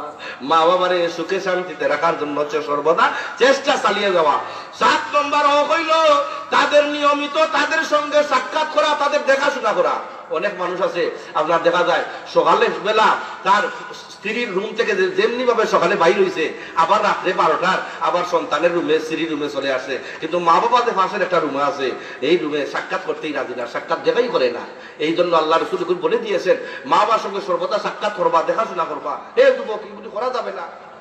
ভাইরা বন্ধুরা, আবার আমার ওই মা বাবা যদি কবরে চলে যান, আল্লাহ রাসূল বলেছেন তোমার উপর ওই মা বাবার আরো 7টি হক আছে, দায়িত্ব আছে। 1 নাম্বার হইল তাদের মাগফিরাতের জন্য আল্লাহর দরবারে দোয়া করা। ওই আগে বলেছিলাম আল্লাহ পাক কোরআনে বলেছেন রাব্বির হামহুমা কামা রাব্বায়ানি সগীরা। আল্লাহ ঠিক যেমনি ভাবে আমার মা বাবা আমার প্রতি লালন করেছে ছোটবেলায়, আমার প্রতি দয়া করেছে, মহব্বত করেছে, ঠিক তেমনি ভাবে আজ কবরে শুয়ে আছে, আল্লাহ তাদের প্রতি ভাবে মায়ার মহব্বত করো। সুবহানাল্লাহ। আল্লাহর কাছে আমরা দোয়া করব। 2 নম্বর হইল ওই যুবক, ওই সন্তান মা বাবার রুহানের উপরে দোয়া বসে দেওয়া, দোয়া দুরূদ পড়ে তেলাওয়াত করে। ওই সময় কি করে? জিকির আজকার তেলাওয়াত করে, ইখলাস শরীফ পাঠ করে, এরপরে মা বাবার রুহানির মধ্যে সওয়াব বসাইয়া দেওয়া। সুবহানাল্লাহ। 3 নম্বর হইল ওই মা বাবার প্রতি সন্তানে কি করবে? তাদের সঙ্গী সাথী ও তাদের যারা আপনজন আত্মীয় স্বজন আছে, মা বাবার সঙ্গে যারা চলাফেরা করেছে, উঠা বসা করেছে, তাদের সঙ্গী আছে। মা বাবার সঙ্গী আছে তো, বন্ধু আসেনি? আছে। আত্মীয় স্বজন আছে, মা বাবার আত্মীয় স্বজন আছে, তাদের সঙ্গে সর্বদা ভালো ব্যবহার করা, তাদের খোঁজ খবর নেওয়া। সুবহানাল্লাহ। আমরা করিনি এখন? মা বাবার সঙ্গী বন্ধু দেখলে একটু লুকিয়ে চলে যাই। যদি দেখেন বাতি যা এদিকে আসো তো, তোমার বাবা তো নাই, বাবা তা আমি শুধু বিপদে পড়েছি, বাবা আমাকে একটু সাহায্য করো। এই কথা বলার কারণে বাবার বন্ধুর সঙ্গে এরাই চলা যাবে না। কথা ঠিক কিনা? আল্লাহ রাসূল বলেছেন মা বাবার বন্ধু আত্মীয় স্বজনের খোঁজ খবর রাখবে, তাদের সঙ্গে সর্বদা তাদেরকে সহযোগিতা করবে, খোঁজ খবর নিবে। সুবহানাল্লাহ। ভাইরা বন্ধুরা, আমার মানিক নগরের ভাইরা বন্ধুরা, বাবারা 4 নম্বর হইল মৃত্যুর ঘরে সন্তানের প্রতি দায়িত্ব। ওই মা বাবা 5 নম্বর হইল দায়িত্ব হইল যে ঋণ পরিশোধ করা, আমানত আদায় করা। আল্লাহু আকবার। মা বাপ ঋণ করে গেলে সন্তানের দায়িত্ব হয়ে যায়, সন্তানের দায়িত্ব হয়ে যায় এই মা বাবার ঋণ পরিশোধ করা। কিন্তু অনেক সন্তান আছে মা বাপ মারা গেলে মাশাআল্লাহ মনে করে যে মা বাপ তো ঋণ করে গেছে, আমি তো ঋণ করি নাই, মা বাপ দিবে রে, এখন আমি খবরে জবাব দিবে, আসলে দিবে, আমার কি? কিন্তু উচিত হইল যে সেজন্য মা বাবার ঋণ পরিশোধ করে, মা বাবার কোনো আমানত যদি বলে যায় এগুলি রক্ষা করে। আল্লাহু আকবার। 6 নম্বর হইল ওই সন্তানের প্রতি ভাইরা বন্ধুরা বাবারা শরীয়ত সম্মত ওসিয়ত পূর্ণ করা। মা বাবা যদি মারা যাওয়ার আগে সন্তানের কাছে কিছু ওসিয়ত করে যায়, বাবারে তুমি এই কাজটা করবা, আমি তো এই পৃথিবীতে থাকবো না, কিন্তু তুমি এই কাজটা কিন্তু করবা, এটা তার জন্য ওয়াজিব হয়ে যায়। ওসিয়ত পূর্ণ করা। জি, এই জন্য ভাইরা 7 নম্বর হক হইল জীবিত অবস্থায় 7টি, মৃত্যু অবস্থায় 7টি। 7 নম্বর হক হইল ওই সন্তান যেন কি করে? আগেই বলেছিলাম সাধ্যমতো মা বাবার কবর জিয়ারত করা। সুবহানাল্লাহ। সাধ্যমতো মায়ের কবর জিয়ারত করা। আল্লাহু আকবার। এই জন্য ভাইরা বন্ধুরা বাবারা আমার আলোচনা এখানে আমি রাখতেছি। যতটুকু পারি আপনারা যেই যুবকরা আপনাদের কাছে আমার আকুল আবেদন করজোরে প্রার্থনা আপনাদের কাছে, যারা আপনারা আপনাদের মা বাবা আছেন সেই মা বাবাকে কষ্ট দেওয়া যাবে না। কারণ এই মাটা জনম দুঃখী মাটা আমাদেরকে কি করে বটগাছের মতো ছায়া দিয়া রাখে, কথা ঠিক কিনা? আর এই জনম দুঃখী বাপজান কি করে আম গাছের মতো ছায়া দিয়া রাখে। যেমনি ভাবে আম গাছে ছায়া দেয় আবার এই ফলও দেয়। আম গাছে ফল দেয়নি, বাবায় ছায়া দিয়ে রাখে, আবার ফলও মুখ তুলে দেয়, কথা ঠিক কিনা? ভাইরা বন্ধুরা বাবারা এই জন্য মা বাবাকে কষ্ট দেওয়া যাবে না। মা বাবার দুঃখ কষ্ট সবগুলি কি করতে হবে? সহযোগিতা করতে হবে। মা বাবার সঙ্গে সাক্ষাৎ করে মা বাবার সেবা করতে হবে, খেদমত করতে হবে। মা বাবার সেবা করে খেদমত করে আল্লাহর নবী বলেছেন ওই ব্যক্তির জান্নাত ওয়াজিব হয়ে যায়। সুবহানাল্লাহ। ভাইরা বন্ধুরা বাবারা এই জন্য আমরা যারা আছি ওই যে জিকিরের আমল করব, এরপরে 1 নাম্বার বন্ধু নামাজের আমল করব। কারণ যতই আমরা নকল বন্ধুরে নিয়ে টানাটানি করি না কেন, নকল বন্ধুরা আমাদের সঙ্গে কবরে যাইবে না, হাসরে যাইবে না, কিন্তু ঠিকই নামাজ রোজার আমল জিকির আজকারের আমলগুলি কবরে যাইবে, হাসরে যাইবে। সুবহানাল্লাহ। আর কি করবেন ওই যুবকরা? মা বাপ যদি দুনিয়ায় থাকে মা বাবার সম্মান ইজ্জত কদর মা বাবার কথা মতো চলাফেরা করার চেষ্টা করবেন ইনশাআল্লাহ। সবাই যুবকরা যারা আছেন হাত উঠান তো। যুবকরা যারা নারায়ে তাকবীর, নারায়ে রিসালাত, হাত নামান। আল্লাহ এখানে যাদের মা বাবা আছে আল্লাহ তাদের এই মা বাবাকে খেদমত করার তৌফিক দান করেন, সকলে বলেন আমিন। আর যাদের মা বাবা নাই কবরে আল্লাহ পাক শিখিয়ে দিয়েছেন তাদের জন্য দোয়া করা, জিয়ারত করা। আল্লাহ পাক যেন আমাদেরকে এই মা বাবা আমাদের জন্য অতি আপনজন মা বাবার জন্য দোয়া করা, মার খেদমত করার তৌফিক যেন আমাদেরকে দান করেন। আল্লাহ পাক আজকের আলোচনা আমি সহ সকলের জন্য আমল করতে পারি সে তৌফিক দান করেন, আমিন। ইয়া রাব্বাল আলামিন। দুরূদ শরীফ পড়েন সাল্লাল্লাহু আলা সাইয়্যিদিনা ওয়া মাওলানা মুহাম্মদ ওয়া আলা আলিহি ওয়া আসহাবিহি ওয়া সাল্লাম। আস্তাগফিরুল্লাহ ইন্নাল্লাহা গফুরুর রাহিম। আস্তাগফিরুল্লাহ রাব্বি মিন কুল্লি যামবি লা হাওলা ওয়া লা কুওয়াতা ইল্লা বিল্লাহি আলিল আযীম। লা ইলাহা ইল্লাল্লাহু মুহাম্মাদুর রাসূলুল্লাহ সাল্লাল্লাহু আলাইহি আল্লাহুম্মা আমিন। রব্বানা যালামনা আনফুসানা ওয়া ইল্লাম তাগফির লানা ওয়া তারহামনা লানাকুনান্না মিনাল খাসিরিন। আল্লাহুম্মা ইগফির লি ওয়া লিওয়ালিদাইয়া রাব্বিরহামহুমা কামা রাব্বায়ানি সগীরা। রব্বুল আলামিন তুমি দেখো নজর করে ঘুমরা মানিকনগর লতিফিয়া ইসলামী যুব সংঘের উদ্যোগে জামে মসজিদ এলাকাবাসীর উদ্যোগে হযরতে আল্লামা ফুলতুলি সাহেব কিবলা রহমাতুল্লাহ আলাইহি ইসালে জাবু উপলক্ষে অত্র এলাকার মধ্যে গানে ইসালে জাবু উপলক্ষে আল্লাহ 8ম বার্ষিকী ওয়াজ ও দুয়ার মাহফিলে আমি গুনাহগার মা বাবা সম্পর্কে কিছু আলোচনা করে আল্লাহ নেক আমল সম্পর্কে জিকিরের সম্পর্কে কিছু আলোচনা করে রব্বুল আলামিন তোমার মায়ার বান্দাদেরকে নিয়ে আল্লাহ তোমার রহমতের দরজায় রহমতের আশায় দোকান হাত তুলেছি গো আল্লাহ রব্বুল আলামিন। এই মাহফিল থেকে আল্লাহ তুমি কাউকে রহমত না দিয়া বিদায় দিও না আল্লাহ। তুমি মেহেরবানি করে আমাদের জিন্দেগির গুনাহগুলির মাফ করে দাও আল্লাহ। গুনার বোঝা মাথায় নিয়ে ঘুরতেছি মাওলা রব্বুল আলামিন। আল্লাহ জীবনে বহু গুনাহ করেছি গো আল্লাহ, গুনার দিকে যদি তাকাই জাহান্নাম ছাড়া কিছু দেখি না, আর নেকির দেখে যখন তাকাই জাহান্নাম আল্লাহ এই নেকি দিয়া জান্নাতে যাওয়ার কোনো উপায় নাই মাওলা রব্বুল আলামিন। জীবনের কিছুই যদি কবুল না হয় আজকের নবীর বেহেশতের বাগানের উসিলায় তুমি আমাদের জিন্দেগির গুনাহগুলির মাফ করে দাও আল্লাহ। ইন্তেজামিয়া কমিটি যারা নবীর বেহেশতের বাগান সাজাইছে আল্লাহ টাকা পয়সা দিয়ে যারা সাহায্য সহযোগিতা করেছে যুবক ভাইরা সহ মুরব্বী বাবারা সহ আল্লাহ প্রত্যেকের এই শ্রমগুলি কিয়ামতের দিন এই মাহফিলকে আমাদের সকলের জন্য নাজাতের উসিলা বানায়া দিও আল্লাহ রব্বুল আলামিন। এই মুহূর্তে আমাদের পক্ষ থেকে অসংখ্য গণিত দুরূদ সালাম বিশ্ব নবী রাহমাতাল লিল আলামিন নবী, দুনু জাহানের নবী, দুনু আলমের নবী, মায়ার নবীজির রওজা মুবারকে অসংখ্য গণিত দুরূদ সালাম পৌঁছায়া দাও রব্বুল আলামিন। আদম নবী থেকে শুরু করে আজ পর্যন্ত আল্লাহ যত মুমিন মুসলমান অন্ধকার কবরে আল্লাহ প্রত্যেকের রুহানির মধ্যে সওয়াবটুকু নিয়ে পৌঁছায়া দাও আল্লাহ। এই মুহূর্তে মনে পড়ে যায় আল্লাহ আমাদের জনম দুঃখী মা জননীর কথা আল্লাহ, যেই মা 10 মাস 10 দিন আমাদের গর্ভ ধারণ করেছে আল্লাহ, যেই মা জননী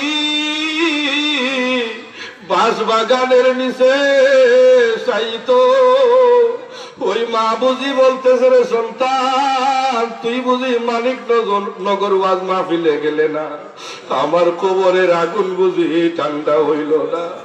রব্বুল আলামিন ওই মা জননী কত কষ্ট দিয়েছে দুনিয়ায় আল্লাহ, যেই দুঃখিনী মা হায় রে আমার করেছে লালন, আমি কেমনে দেব ওই দুঃখিনী মায়ের দাফন আল্লাহ।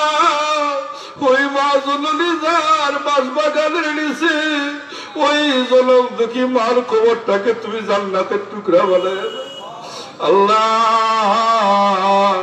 এই মজলিসে আমার মতো বহু এতিম মাও নাই বাবাও নাই দুনিয়ায়, অনেক যুবক আছে মা আছে বাবা নাই, অনেকের যুবকের বাবা আছে মা নাই।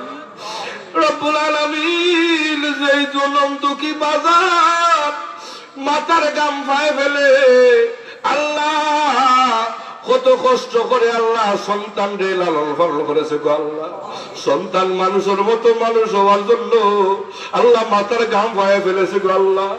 আল্লাহ ওই জনম দুঃখী বাজান যার আম বাগানের নিচে আল্লাহ ওই বাগানের কবরটাকে তুমি জান্নাতের বাগান বানায় দাও আল্লাহ। আমাদের দাদা দাদি নানা নানিকে মাফ করে দাও আল্লাহ। আল্লাহ আমাদের ফির মুর্শিদ আল্লাহ মাহফুজুর সাহেব কিবলা রহমতুল্লাহ আলাইহি দরজাহাতরে বুলন্দ করে দাও আল্লাহ। তোমার মকবুল ওলির রশিদের কবরে যাইতে পারি সে তৌফিক আমাদেরকে দান করে দাও আল্লাহ রাব্বুল আলামিন। আল্লাহ আমাদের আত্মীয় স্বজন ভাই বন্ধু মায়ের মানুষ মহব্বতের মানুষ আল্লাহ এই এলাকার যত মুর্দেগান কবরে সাইতো আল্লাহ, মাইকের আওয়াজ যত দূর পর্যন্ত যায় আল্লাহ ওই জায়গার কবরবাসীকে আপনি মাফ করে দিন আল্লাহ রাব্বুল আলামিন। মেহেরবানি করে আমাদের প্রত্যেকের দিনের নেক মকসুদুরি কবুল করো আল্লাহ, আমাদের প্রত্যেকের হালাল রুজির মাঝে বরকত দান করো আল্লাহ। আল্লাহ বিদেশের জমিনে যারা আছেন এলাকার সব আত্মীয় স্বজন যারা আছেন প্রত্যেকের আল্লাহ বিদেশের জিন্দেগি সুখময় শান্তিময় নসিব ফরমাও রব্বুল আলামিন। আল্লাহ ভারতের জমিনে আমার মুসলমান মাহবুবেরা আল্লাহ আল্লাহ মুসলমানের ধর্মীয় ঘর আল্লাহ মসজিদ আল্লাহ ইহুদি ষড়যন্ত্র আল্লাহ জ্বালাইয়া ফেলতেছে মাওলা আল্লাহ, তুমি তাদের বিচার তুমি মাওলাই করো মাওলা আল্লাহ। আমাদের মুসলমান মা বোনদের আল্লাহ তুমি হেফাজত করো, যারা মারা গেল আল্লাহ তাদেরকে শহীদের মর্যাদা দান করে দাও আল্লাহ রাব্বুল আলামিন। মেহেরবানি করে আমাদের আল্লাহ আর ছেলে মেয়ে পরিবার পরিজন আল্লাহ আত্মীয় স্বজন প্রত্যেকের নেককার নামাজি মুত্তাকি হিসেবে কবুল করো আল্লাহ। তোমার নবীর রজবের সামনে মেরাজের মাসে আল্লাহ আমাদেরকে সেই নামাজ 5 ওয়াক্ত নামাজ কায়েম করার তৌফিক দান করো আল্লাহ। আল্লাহ রাব্বুল আলামিন আমরা অনেকে অসুস্থ আল্লাহ, আমাদের বেমারিদেরকে তুমি শিফা দান করে দাও আল্লাহ। আমার ছেলেটা অসুস্থ আল্লাহ তুমি শিফা দান করে দাও আল্লাহ রাব্বুল আলামিন। সন্তানের অসুস্থ দিয়ে মা বাবারে পরীক্ষা করো না আল্লাহ, মা বাবারে অসুস্থ দিয়ে সন্তানরে পরীক্ষা করো না আল্লাহ। আল্লাহ তুমি মেহেরবানি করে আল্লাহ আমাদেরকে মাফ করো, আজকের মাহফিলকে কবুল ও মঞ্জুর ফরমাও রব্বুল আলামিন। আখেরি দরখাস্ত যেই দিন এই পৃথিবী ছেড়ে চলে যাইতে হবে তার আগে আগে যেন কবরের সামান হাসরের সামান ফুলসিরাতের আমল মিজানের পাল্লার আমল ওই আমলগুলি যেন সঙ্গী বানাইয়া কবরে যাইতে পারি সে তৌফিক আমাদের দান করে দাও রব্বুল আলামিন। মৃত্যুর টিকিট যখন ইস্যু হয়ে যাবে আজরাইল আলাইহিস সালাতু ওয়াস সালাম আমাদের রূহ কবজ করে যখন নিয়ে যাবে তার আগে আগে যেন তোমার নবীর নূরানি আমাদের চেহারা দেখাইয়া আমাদের জাহান্নামের আগুন আরাম করে আল্লাহ নবীর মধুর কলেমা আমাদের অন্তরে উচ্চ আওয়াজে জারি করে দিও, লা ইলাহা ইল্লাল্লাহু মুহাম্মাদুর রাসূলুল্লাহ সাল্লাল্লাহু আলাইহি ওয়াসাল্লাম। আসসালামু আলাইকুম। অসংখ্য তাসলিম জানাই জনাব মাওলানা আব্দুল বাসিত আশিকি সাহেবকে।